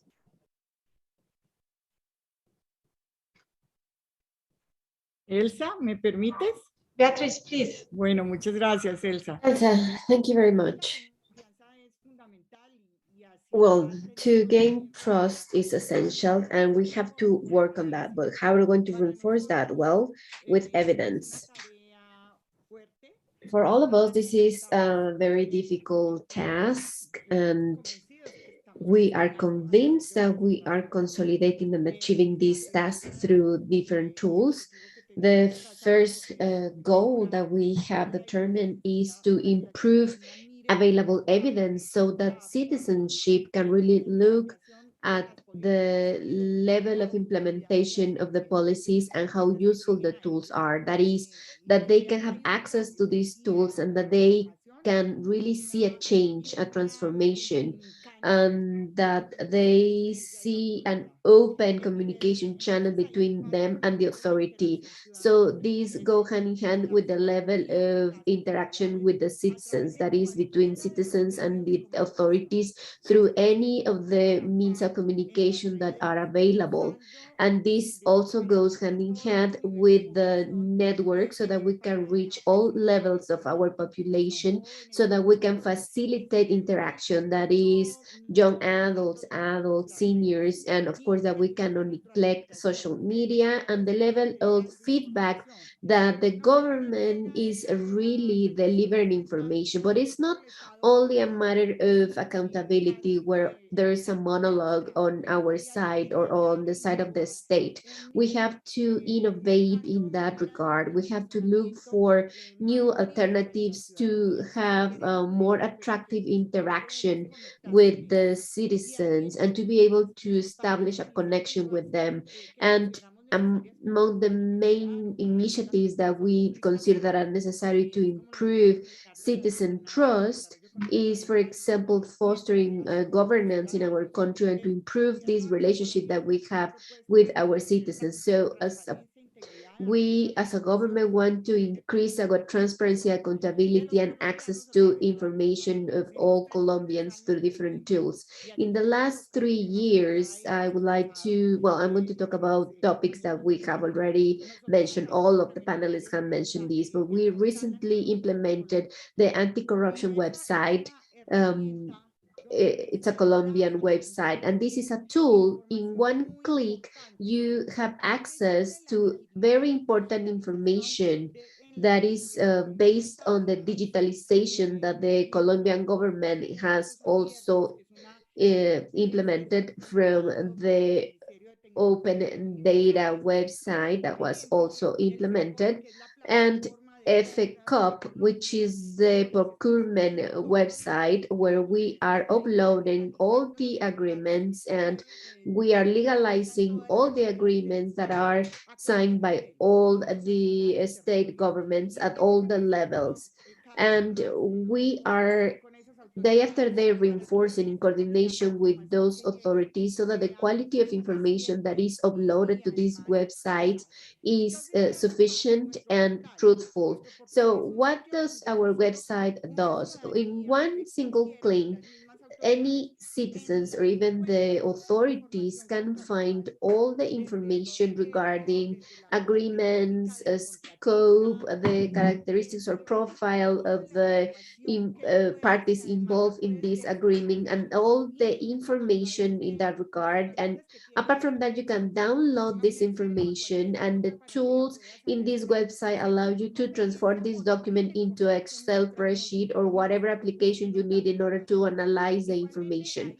Likewise, in this website, you have a link to have access to the open data government information. That is, you will find information regarding the characteristics of the different territories, and we're trying to strengthen the budgetary information that we have available in this website so that the citizens can start having access to all this information. We're also presenting information regarding the sanctions in regards to crimes related to corruption, and all of these sanctions that are in force or that have been executed by our control body, and all kind of infractions that have to do with corruption and sanctions implemented by the internal control organ. So as you can see, we have a lot of information that the citizens can have access to, and in turn they are able to identify another important topic. They can also see if that parties involved in that agreement have a record of non-finished works.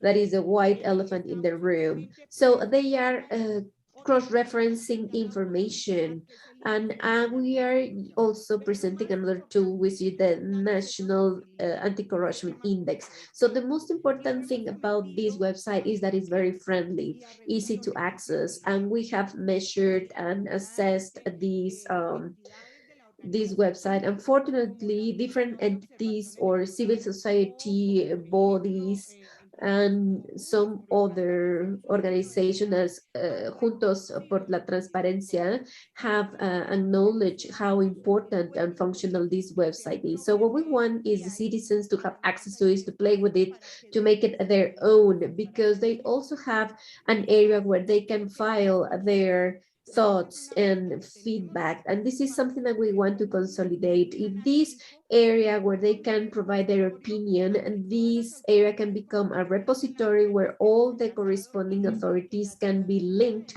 and in contact with citizens, and citizens can also give follow-up to the complaint that they file or the feedback that they provided, so that they can see the follow-up and the action that is going to be as a consequence of that.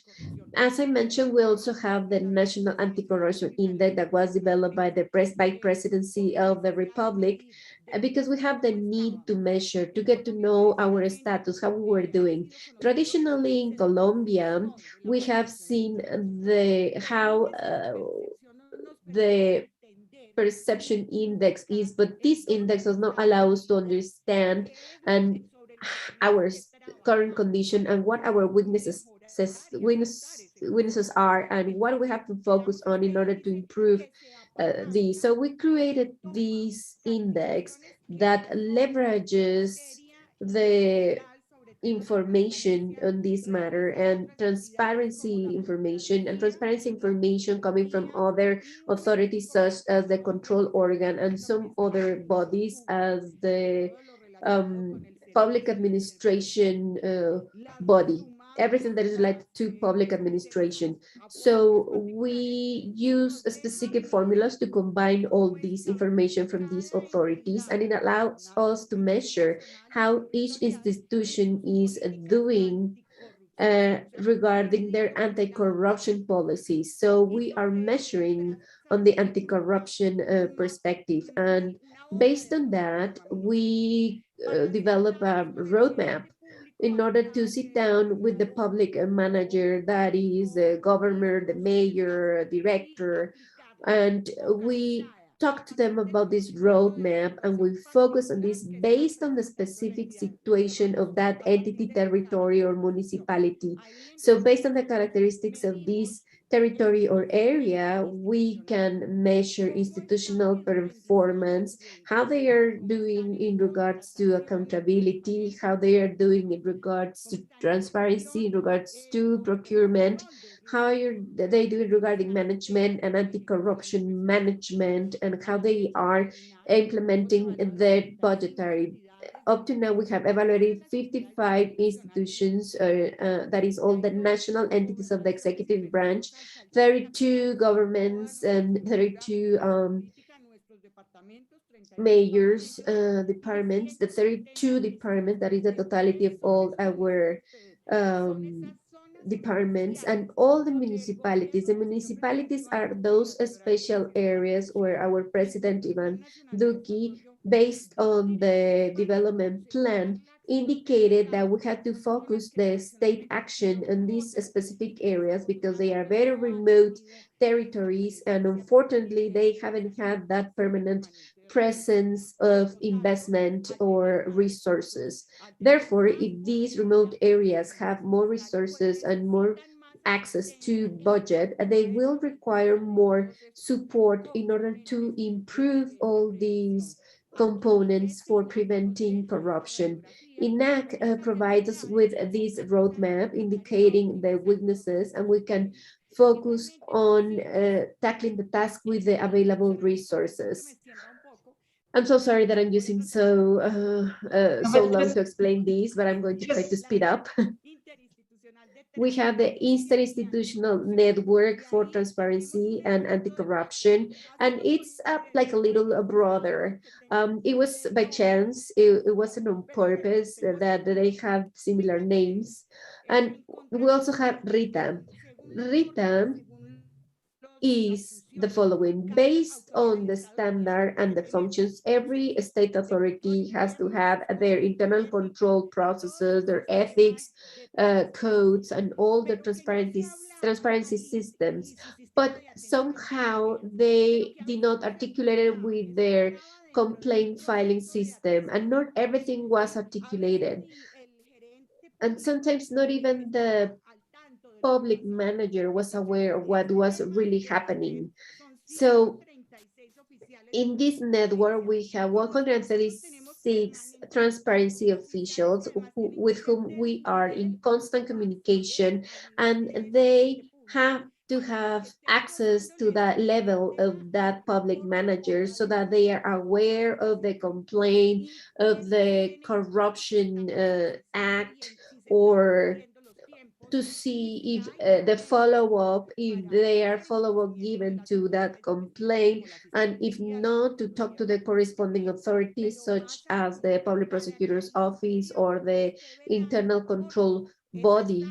So these officials are the ones that are surveying, they are auditing that all the corresponding authorities review or go over what is missing, or if the process has been followed, and they are also in constant communication with the planning area to work together improving those processes, and they are also in touch with all the authorities, and that transparency officer has to be there auditing. I need to give the floor to other panelists, if that's okay with you. I think it's fascinating, and I really think that the experience of Colombia is really, and how Colombia has stepped up also its services and all its tools during COVID is an incredible example by international standards. It's really impressive, and you're obviously pointing to the need to really work on this integrity, trust nexus, and and going down to look for evidence at the very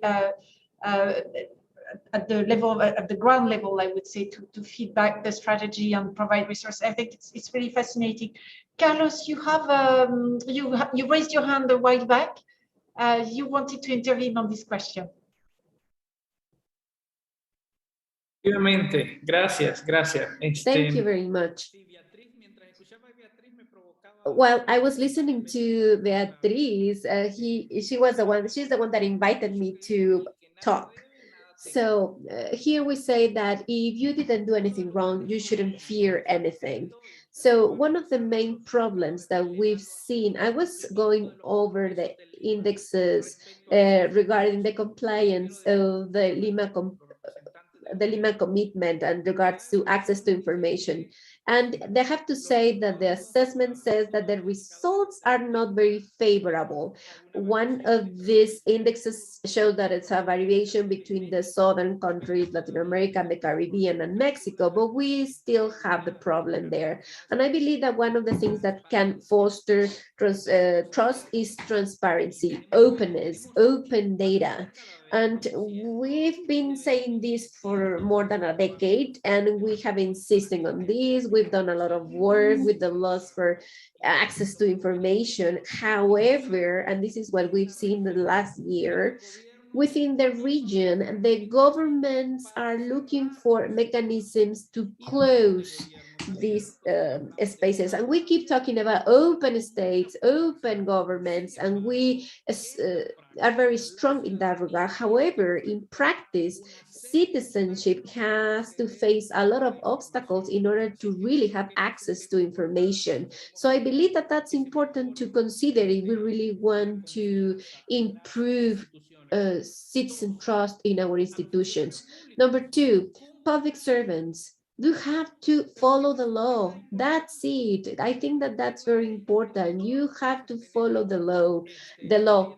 And in all our countries, we have the law for procurement and hiring, but within the region, I think that we have good laws and good regulations, but the practice doesn't go hand in hand. Throughout the pandemic, the most serious scandals that we've had, and we even had them in before the pandemic, is everything related to hiring staff.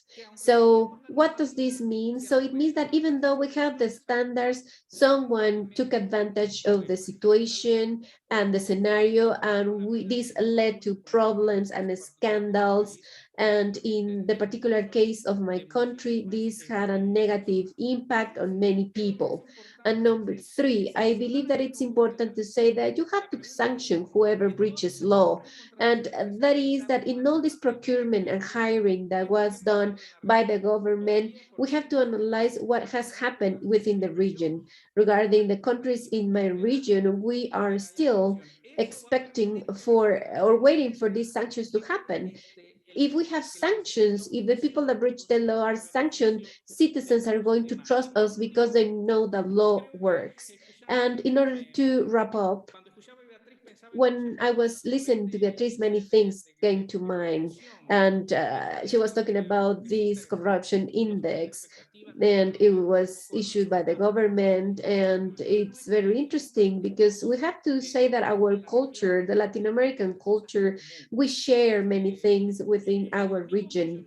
We have many commonalities. That is, the same government is assessing themselves. I mean, they are assessing themselves, and I don't think that that's fully correct. I think that this fight against corruption is going to be possible if we articulate the efforts of non-state stakeholders, that is, citizens, civil society, and everybody, not only the government. I do believe in cooperation, but I think that it's important to enable this area for the other non-state stakeholders so that we can have sustainable results that do not only depend on one person or one institution or one government, so that in the end this can lead to a transparent culture. Elsa, can I take the floor, please? I fully agree with Mr. Carlos Hernandez, fully agree. And I will only like to add some additional words. We're trying to measure everything with another tool, which is a national observatory system. And we have the participation of civil society and citizens. We'd say that we have the participation of multiple stakeholders. We have assessment from the government, but we also have academia and the civil society. So we are going to deliver a result of all the measurements that are being made in regards to this strategy, this territorial strategy, in which we are accompanying every public manager to make sure that we implement the needed actions to correct all the failures that were found as a result of this measurement. So these are the instruments or tools that we have activated in order to measure, because yes, we agree. If you measure your own work, well, we have to follow in this process in that you do implement, measure, and then you correct. But the objective and external measurement, which is the important one to see if our strategies are being effective and that are leading to a change, it all includes multiple stakeholders, and it also helps you to find the weaknesses. So the transparency of this data in our website has shown that day by day, citizens are believing more in our institutions. And yes, the pandemic that we are facing is terrible because it exacerbated all the problems that we have in our societies. But in Colombia, all this staff hiring was public information in our anti-corruption website and also in our SECOP platform. And this helped everybody to make visible in a fast way all the acts that were incorrect, and all the authorities that were in charge of investigating these became one block so that they could immediately react and respond to these incorrect and corruptive actions. And in some of these actions are under prosecution and are going to be sanctioned. Of course that there are always opportunities for improvement, but we have to remember that all this became visible. If transparency didn't exist, it would have been more difficult to identify the problem and to identify very fast all these servants that had to be accountable for their actions. I just wanted to add that as a final comment. Thank you. Thank you, Beatriz. I mean, this issue of measuring along with all stakeholders is absolutely crucial, and ensuring that citizens, but also civil society organizations have a say is fundamental if we want to make progress. Going back to the original question, really on the drivers of trust and what we can do, David Colmenares, you raised your hand. You're welcome to take the floor, of course. Sí, claro. Bueno, quiero mencionarles. I would like to mention that in the year 2015 in Mexico, there was a constitutional reform and a national anti-corruption system was created, and a national auditing system was created too, where the internal control body of the executive branch and ourselves participated in this project with the auditors in the different states, because we are the external control. And that transparency system was also created where the Supreme Auditors were the only ones that participated with the INAI. And that's how we created this transparency system.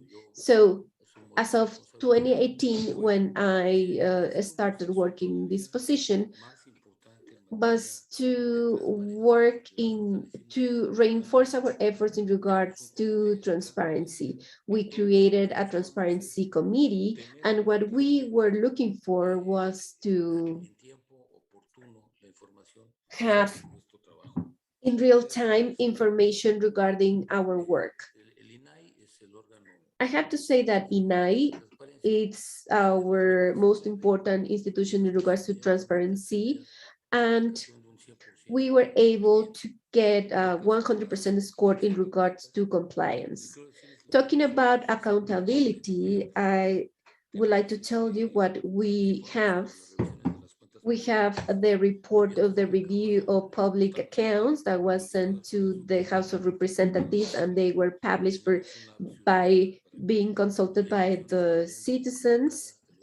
And we also have simplified versions of these reports. We have reports on more than 21,000 audits that were done as of the year 2000, and everybody can have access to these audits. And citizens can use this tool to have access to these audits, and these reports are available for citizens.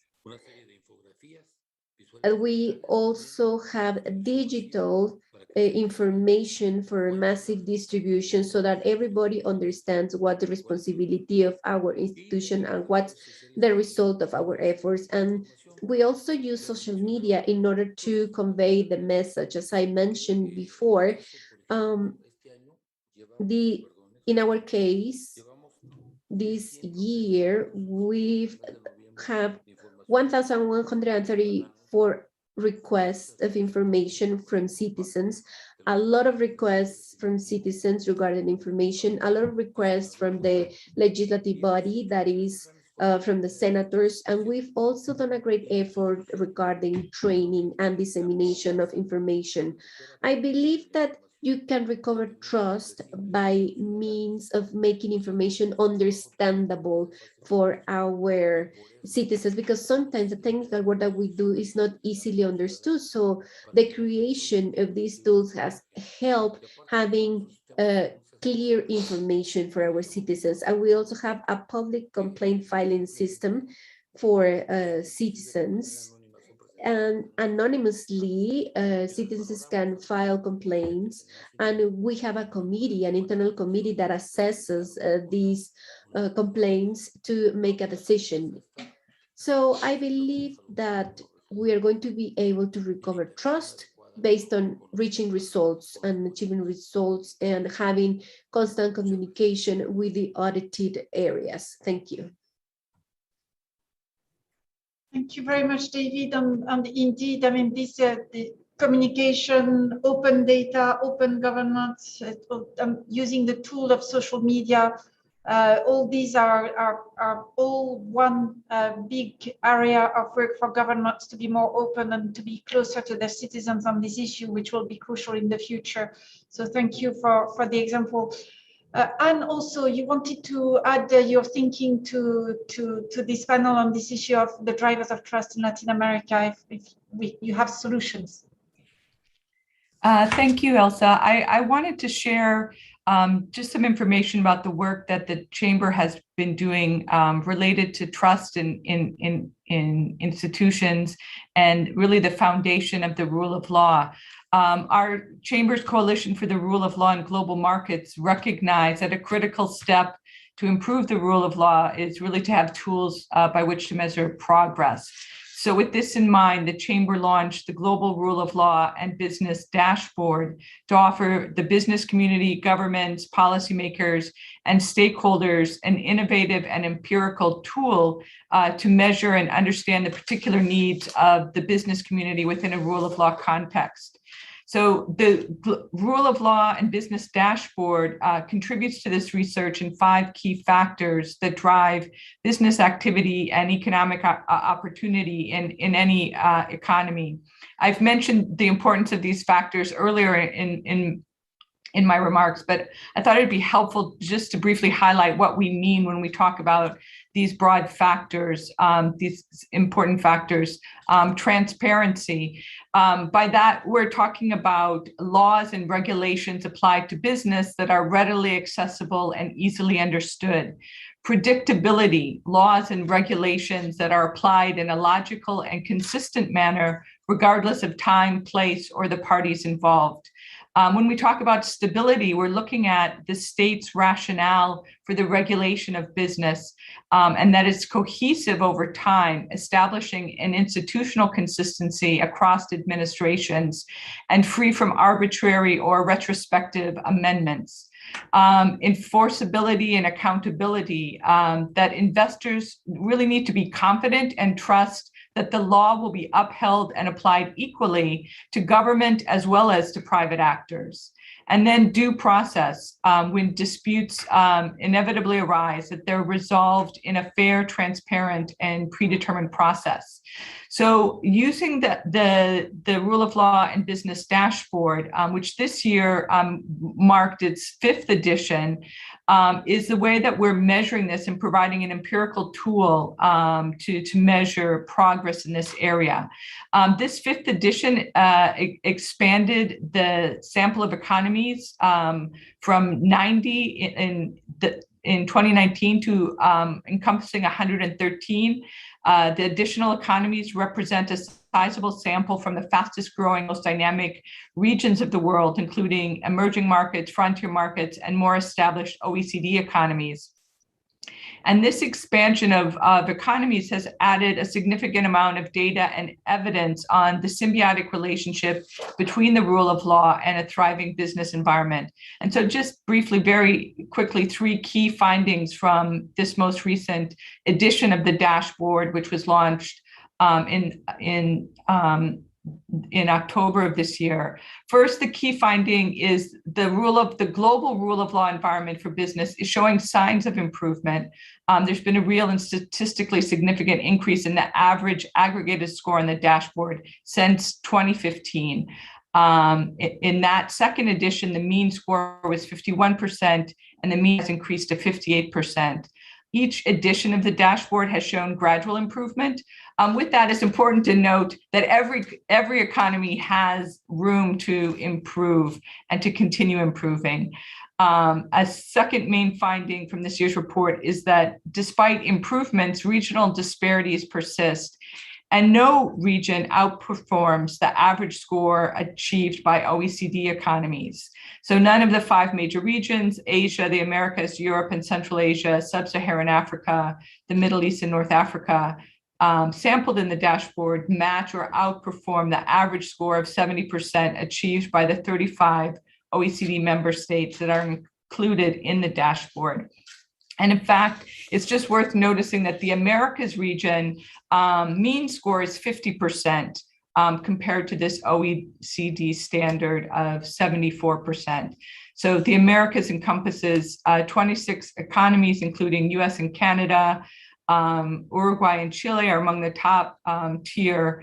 And then, a significant percentage are still below that mean of 50%. The third key finding is really that the COVID-19 and the impetus really for generating a sustainable and inclusive economic recovery really emphasizes even more the importance of rule of law reforms for business and for the sustainable growth. Improvements to the rule of law environment for business can and should be part of an overall package of socioeconomic reforms that are being introduced and implemented around the world, especially in middle-income and low-income economies, with the idea that a stronger rule of law will give both domestic and international businesses stronger incentives for investment to help drive a broad-based recovery and sustainable economic development. So I just wanted to, briefly share that tool that we've, developed to monitor progress on the rule of law. Thank you very much. And I was not aware of the existence of this tool. Have asked the team to immediately look into it because I think it's really interesting. And of course, obviously, the rule of law is one of the basics, I would say, to start on when we talk about trust. And one of the things that is in between, is public institutions and citizens as one of the key pillars of trust. And we absolutely need to ensure that state intervention here is fair and grounded in rules, and ensure that all citizens and businesses are equal before the law, and that of course, connects very squarely with the numbers I mentioned in the beginning on how citizens in Latin America feel about governments functioning for the benefit of a few and not for all. So that's very interesting. I would like to ask one last question to the panel. Obviously, we're at a time during recovery when governments are investing heavily in the recovery to recover from the COVID-19 big investment funds. And of course, this will be delivered through a lot of public-private partnerships and concessions.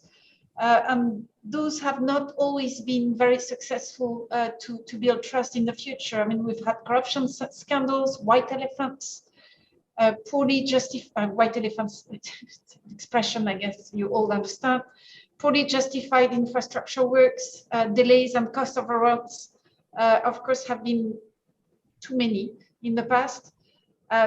In Latin America, in other regions of the world, of course, but of course, this interaction on this interaction between the public and the private sector on these big investments does create a lot of integrity risks. So in your view, what measures can be taken at this very particular moment in history with large recovery funds to control and mitigate integrity risks and regain the trust from society on these with few limited public funds and large investments at the same time? Si me permite, puedo. Sure. Gracias. If I may, thank you very much. So interesting. Undoubtedly, mid and low income economies like is our case. Our economies where you cannot do works where investments are very large with public funding only, especially in the situation in the post-pandemic. I want to say that we have started this in depth in our country. There's a mechanism that we believe can be very positive, but only if you do things properly when it comes to these works. Unfortunately, that is not happening right now. We've done some research, and through that, we have identified how all those factors I mentioned during my first intervention, when you are not choosing the right person, when there are conflicts of interests, when the people that are contracted through a public-private partnership are not the right people, at the end, this will lead to corruption. I have two very concrete examples. This was a highway in Honduras. It's called a tourist corridor. This was a highway. We had noble intentions to facilitate tourism to that area to create income. So, but the project was done without prior studies. Therefore, with no studies, they appraised the value at about $10 or $20 million. But after our organization did some research, which was made public, it was seen that the cost was 3 times higher at the end. But also, all the works were stopped. The state was sued, and us, citizens, now will have to pay all the overcosts. And not only that, we also have to pay because there was no transparency, no one made a study, no process for selection. The point is that the procedures stated in the law were not followed. That's why I always emphasize you have to abide by the law, because this leads to huge damages. But the damage was not only the work itself, but the trust inside the country, but also trust from the outside. Now, another case, this is energy. With energy works, power works, but because of our image, that it's not a very good image, It will be hard to find investors who will come to a country where rules are changed and that at the end their costs will be much higher than they expect because you have to add all of those little amounts that stem for the non-compliance with the law. That's why we say that this way we are losing resources, not only in the present, but also resources in the long term. And using a popular saying, they are not stealing today. They are already budgeting what they are going to steal in the next 15 to 20 years, which is the term for these investments usually. So it's important to say that in Honduras, our research led to changes. So yes, we must acknowledge the reaction from the government. Some changes were made in the regulations and the law, but that is not enough. That enough, especially in a context like the one we are in now, when you need investment, you need well-defined public policy. So let me finish by saying that we also need the international community because many resources, many works are financed by international banking institutions. So the question is if us, the citizens, the civil society organizations were able to pinpoint and show the faults in these projects financed by the international community, then what happened? Where was the failure? Did they lack the capacity to investigate, to determine that a project without prior studies, where no one had determined the traffic volume, the project that was so high risk? It is important to talk about core responsibility in our fight against corruption. When you talk about corruption, when you talk about integrity, you have to demand integrity from the government, from us as well. But it is also important to think in depth about resources and capital flows.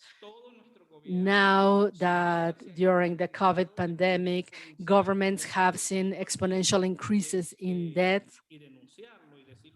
And we have to say it, we really need to denounce that many of those resources are not being used under criteria of integrity.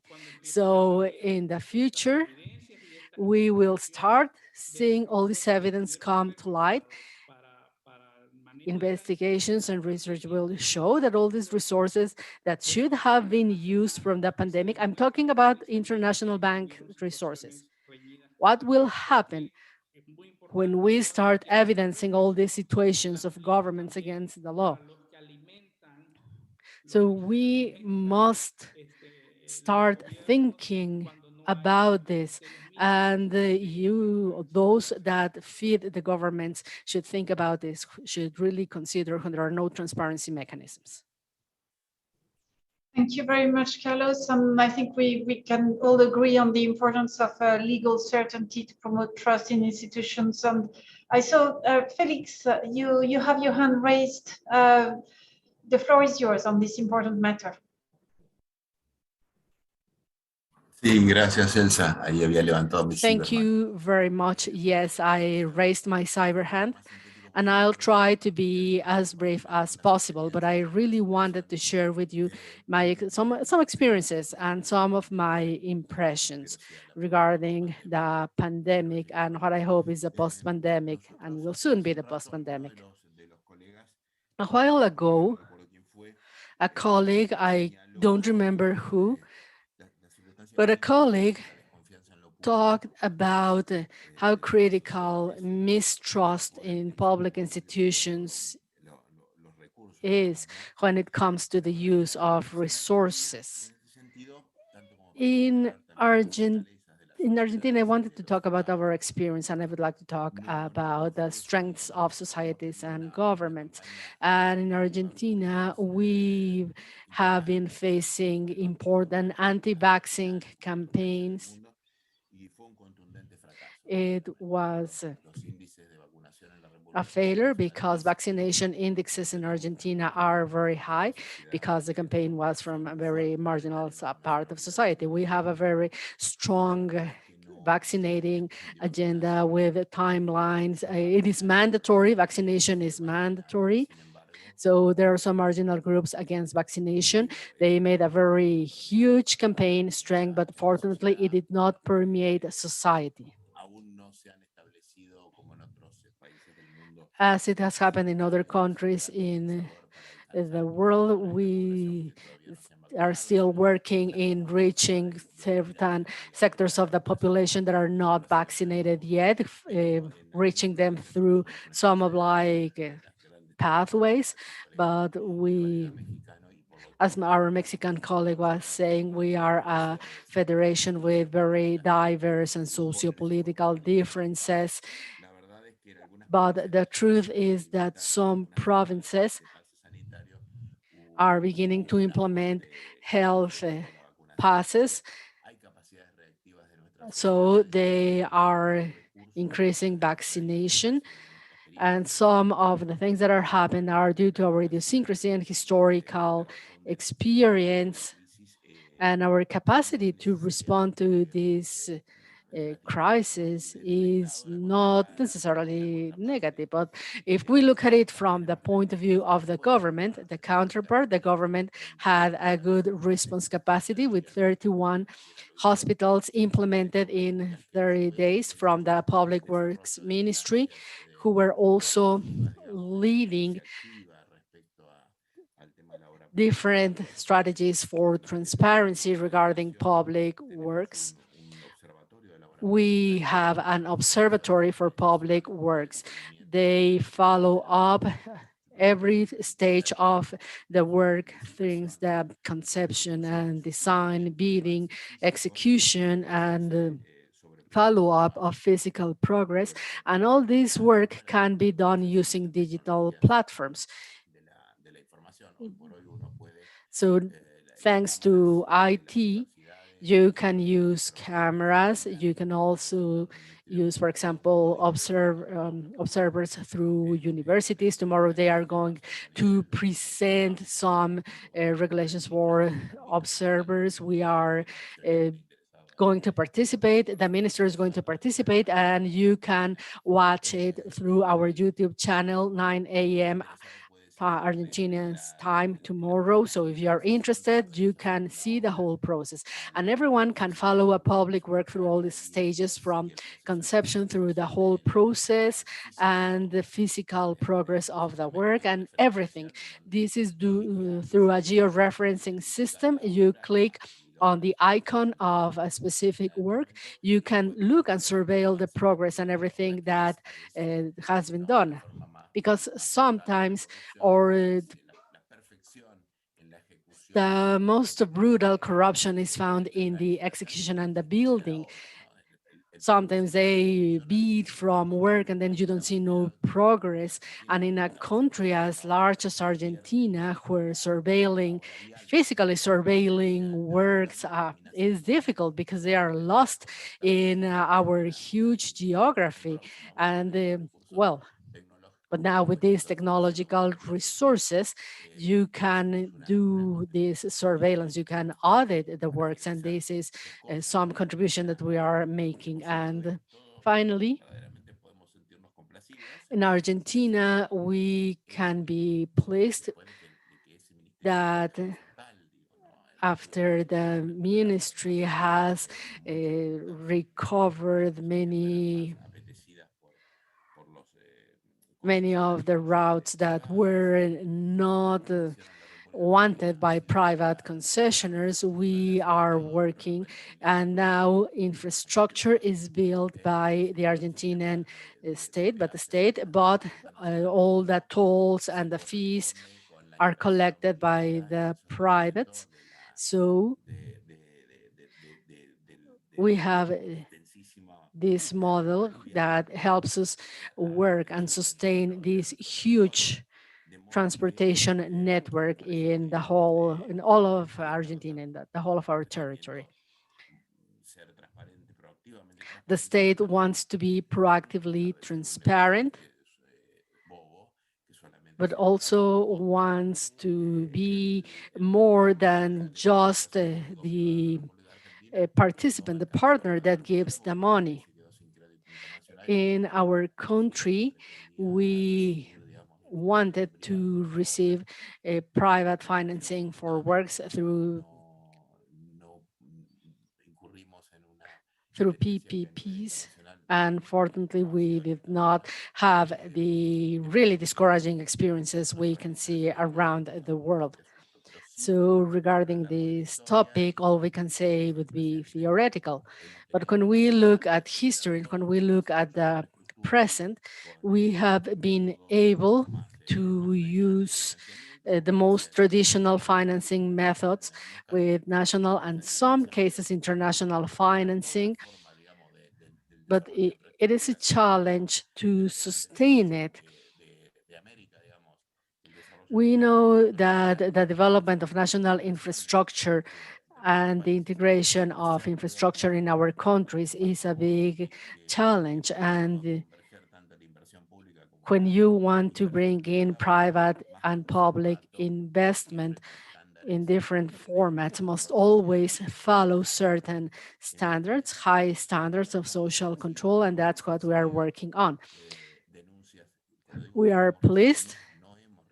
We have not received complaints of corruption for some very large public works, which is encouraging.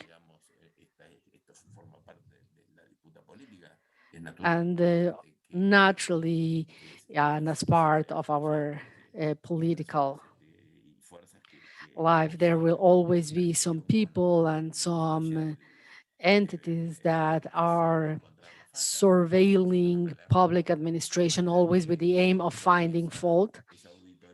So they look at us under the microscope to find faults, but that's helpful because, well,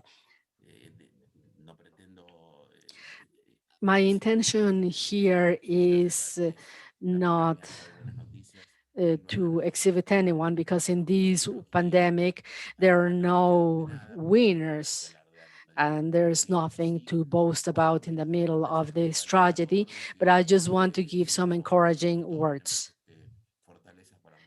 If we all have the strength, if we can go and work with our national resources and structures, then let's go ahead.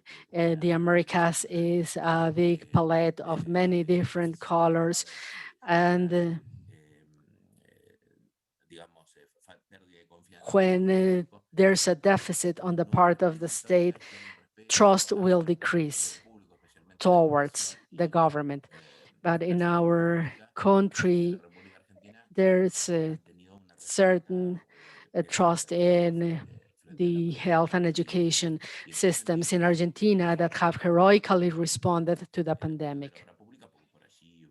I was focusing on public works because that was a topic of the question, but I would say that in more general terms, in our point of view, all of this goes hand in hand with management for public well-being, administration. Everyone has to be focusing on the common well-being, all public servants. But that cannot happen unless the state works efficiently with this aim. Thank you very much for giving me the space to give my words that I assume are, this is my last participation. Thank you very much, Felix. And we all feel encouraged, I think, by your words. Thank you for that. Just a few points that I draw from your remarks. First, you mentioned the ultimate responsibility of the state in these infrastructure projects, and politically, it's absolutely true. And one of the things that we keep saying now is that although this should be some projects can be a full partnership, and they should be, because some of the implementation capacity lies with the private sector, the steering capacity of the public sector, of government, remains as its overall responsibility to ensure that investments happen according to national plans, that there's oversight on ensuring a life cycle approach is fundamental. a fundamental government responsibility. And that is something that tends to be lost in discussions, but it's something very important for accountability. On vaccines and trust, I think your experience correlates very well with what's happening in many, many countries. And in OECD countries, as you know, it's one of the issues that has been on the mind of policymakers big time over the past 18 months and continues to be. We've written a whole policy brief about that, about trust and vaccines, and I will ask the team to put it on the chat function so that you can access. But every learning we can get on all the communication strategy of the government has been absolutely fundamental, and some governments have done pretty well. With that, I have 3 more hands raised in the panelists. So I will kindly ask you to maybe wrap up say what you have to say, but wrap up in 2 minutes, 2-3 minutes maximum each, if that's okay with you, because we're coming to the end of this session. Thank you very much. Anne, you first. Thank you, Elsa. I wanted to make just a few brief comments regarding your question about measures that can be taken to control and mitigate integrity risks. And I think in that context, it's important to emphasizing that the underlying foundation of the rule of law is essential for supporting a stable environment to attract investment, including attracting quality bidders for infrastructure projects. This was mentioned earlier in terms of the importance of transparency and legal certainty to give confidence to the business community and attract quality bidders for these projects. Another point is that the infrastructure projects related to this, they don't take place in a vacuum, right? And so I think, again, it's important to strengthen the overall investment climate, the rule of law, as I mentioned, but also note that actions that the government may take regarding private investment in one sector do have implications and can deteriorate investor confidence in other sectors of the economy. So it's important to look at this really as a whole. And I think there's been best practices already mentioned, as well as in the previous webinars to help with this process in terms of adequate preparation of projects in the pre-investment stage. It helps reduce risks for bidders because that does, involve a cost, really.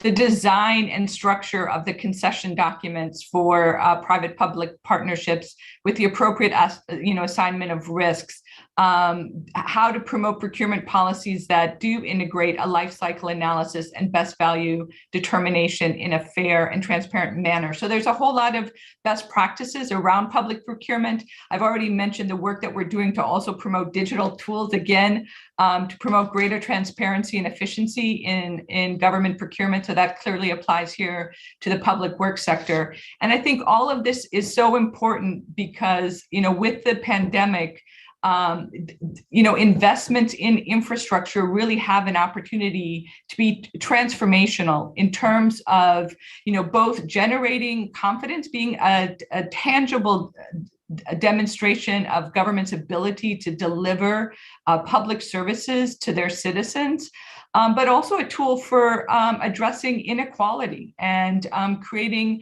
improving the overall competitiveness of the economy, as well as, clearly it's been documented the poor pay more for public services and infrastructure and are impacted. So I think delivering quality infrastructure and creating the environment that incentivizes and attracts quality private sector investment, especially with scarce public resources, is going to be critical really to maximize this transformational impact that infrastructure investments can make on sustainable and inclusive recovery and growth in the region. So thank you again for the opportunity to join you.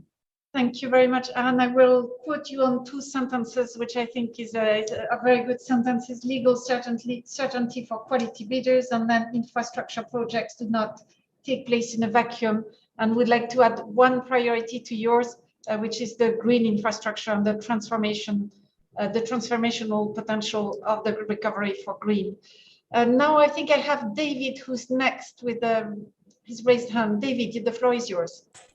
Bueno, muchas gracias. Yo seré muy breve. Thank you. I'll be brief.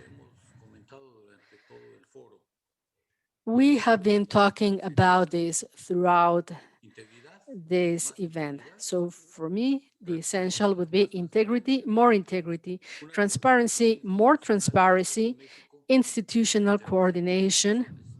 In the case of Mexico, 7 institutions, part of the national anti-corruption system, part of the 4 systems integrating the anti-corruption system, and finally, communication with society, with policies to communicate about results, about instruments,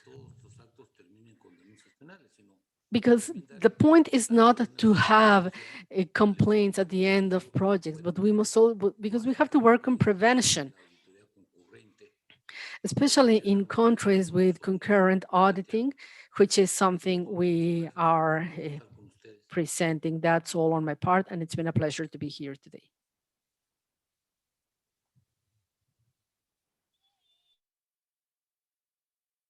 Thank you very much, David. Very important communication, and also about results and instrument. I think you have mentioned that, and I think this is also one of the learnings from this crisis, a big learning for all countries. And we have, you know, you're absolutely right. Along with the other OECD countries, also this is a priority, and governments are investing heavily into improving their communication tools. The last words are with Beatriz. Now, Beatriz, you have the floor. Bueno, muchas gracias y rápidamente. Thank you very much. Just quickly, this is a big challenge. Colombia is in a very important point, and we are making a big effort from the presidency, from the government, trying to reactivate, to repotentiate, trying to come out of the crisis. Investments are a permanent concern to the government. We agree in promoting this culture of openness, of transparency. And I must add that we understand that any criticism has to be acknowledged, accepted, analyzed. You can learn from your mistakes to improve, and we have to act acknowledging the importance of criticism by using all our instruments, by bringing together all these international guidelines and commitments. New technology is key. This technology that can be shown to citizens, for citizens to be more involved. Technology has to be easy to handle, easy to understand, because if I have this bunch of contracts in a system and I cannot understand them or download them, then it doesn't work for me as a citizen. But we must also work on other type of documents for the infrastructure sector, where we have these templates that are regulated in a law in the 2020. A decree was made to document, to regulate them. These are templates for public works. And there's another national registry of unfinished works for people to present reports and to follow up the works. And I want to give you some figures. It is important because they are trying to find a way to get over this template. But so far, 84% of Colombian contracting has been using these documents. There are over 4,000 processes. 3,800 belong to transportation and 157 for basic sewage and drinking water to get to faraway regions. As a result, we've saved over 200,000 billion pesos. But more is needed. Previó que cada contratista que tenga The varios. most important thing that we're approving in the Congress is that you have to have the accounts of all the contracts. So not all the money gets to one single point, and then you cannot trace all the accounts individually. And in this new modality that we have in Colombia is implemented,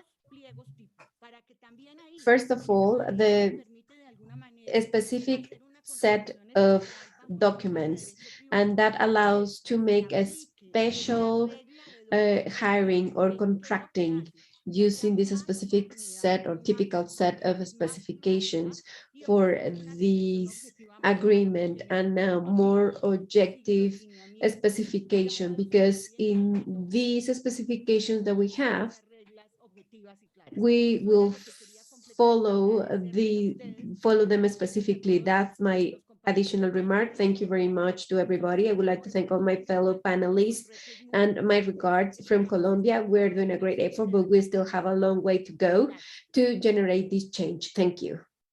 Thank you very much, Beatrice. And again, I mean, we are impressed by what Colombia has been doing. It's very impressive. So I would like to really close this session by first thanking our host, of course, El Salvador, and of course the 5 fantastic panelists that we've had today for what was a really rich conversation on the integrity trust nexus. This puts us in a very good place to continue the conversation tomorrow in the 2 dedicated sessions that will discuss these issues tomorrow. Let me stress again here, my pleasure, of course, in moderating this panel, but also much more importantly, that the OECD stands ready to continue working with the countries in the Latin American region as you advance your efforts to strengthen integrity and trust. And these are the core of the OECD's work on public governance. And with that, I thank you all, and I thank all participants and all listeners, and wish you next 2 days fantastic. Thank you. Muchas gracias, Elsa, y muchas gracias a los panelistas de este. Thank you very much, Elsa. Thank you very much, panelists of this first panel that we had today. This was a very enriching combination between the public sector experiences, the federal auditing from the Supreme auditors as an external auditor to the executive branch, which is essential to the system, and the civil society and the private sector that are always contributors and that always audit the government so that they comply with the transparency agenda. With this, we wrap up the first day, and we would like to invite everybody to connect tomorrow, same time, 8 a.m. El Salvador, 1500 in Paris, to have the round tables. And now we are going to present a series of videos that show how the young people perspective on these topics, and it shows how this ministerial summit gathers countries from the OECD and Latin America. For preparing these videos. See you tomorrow.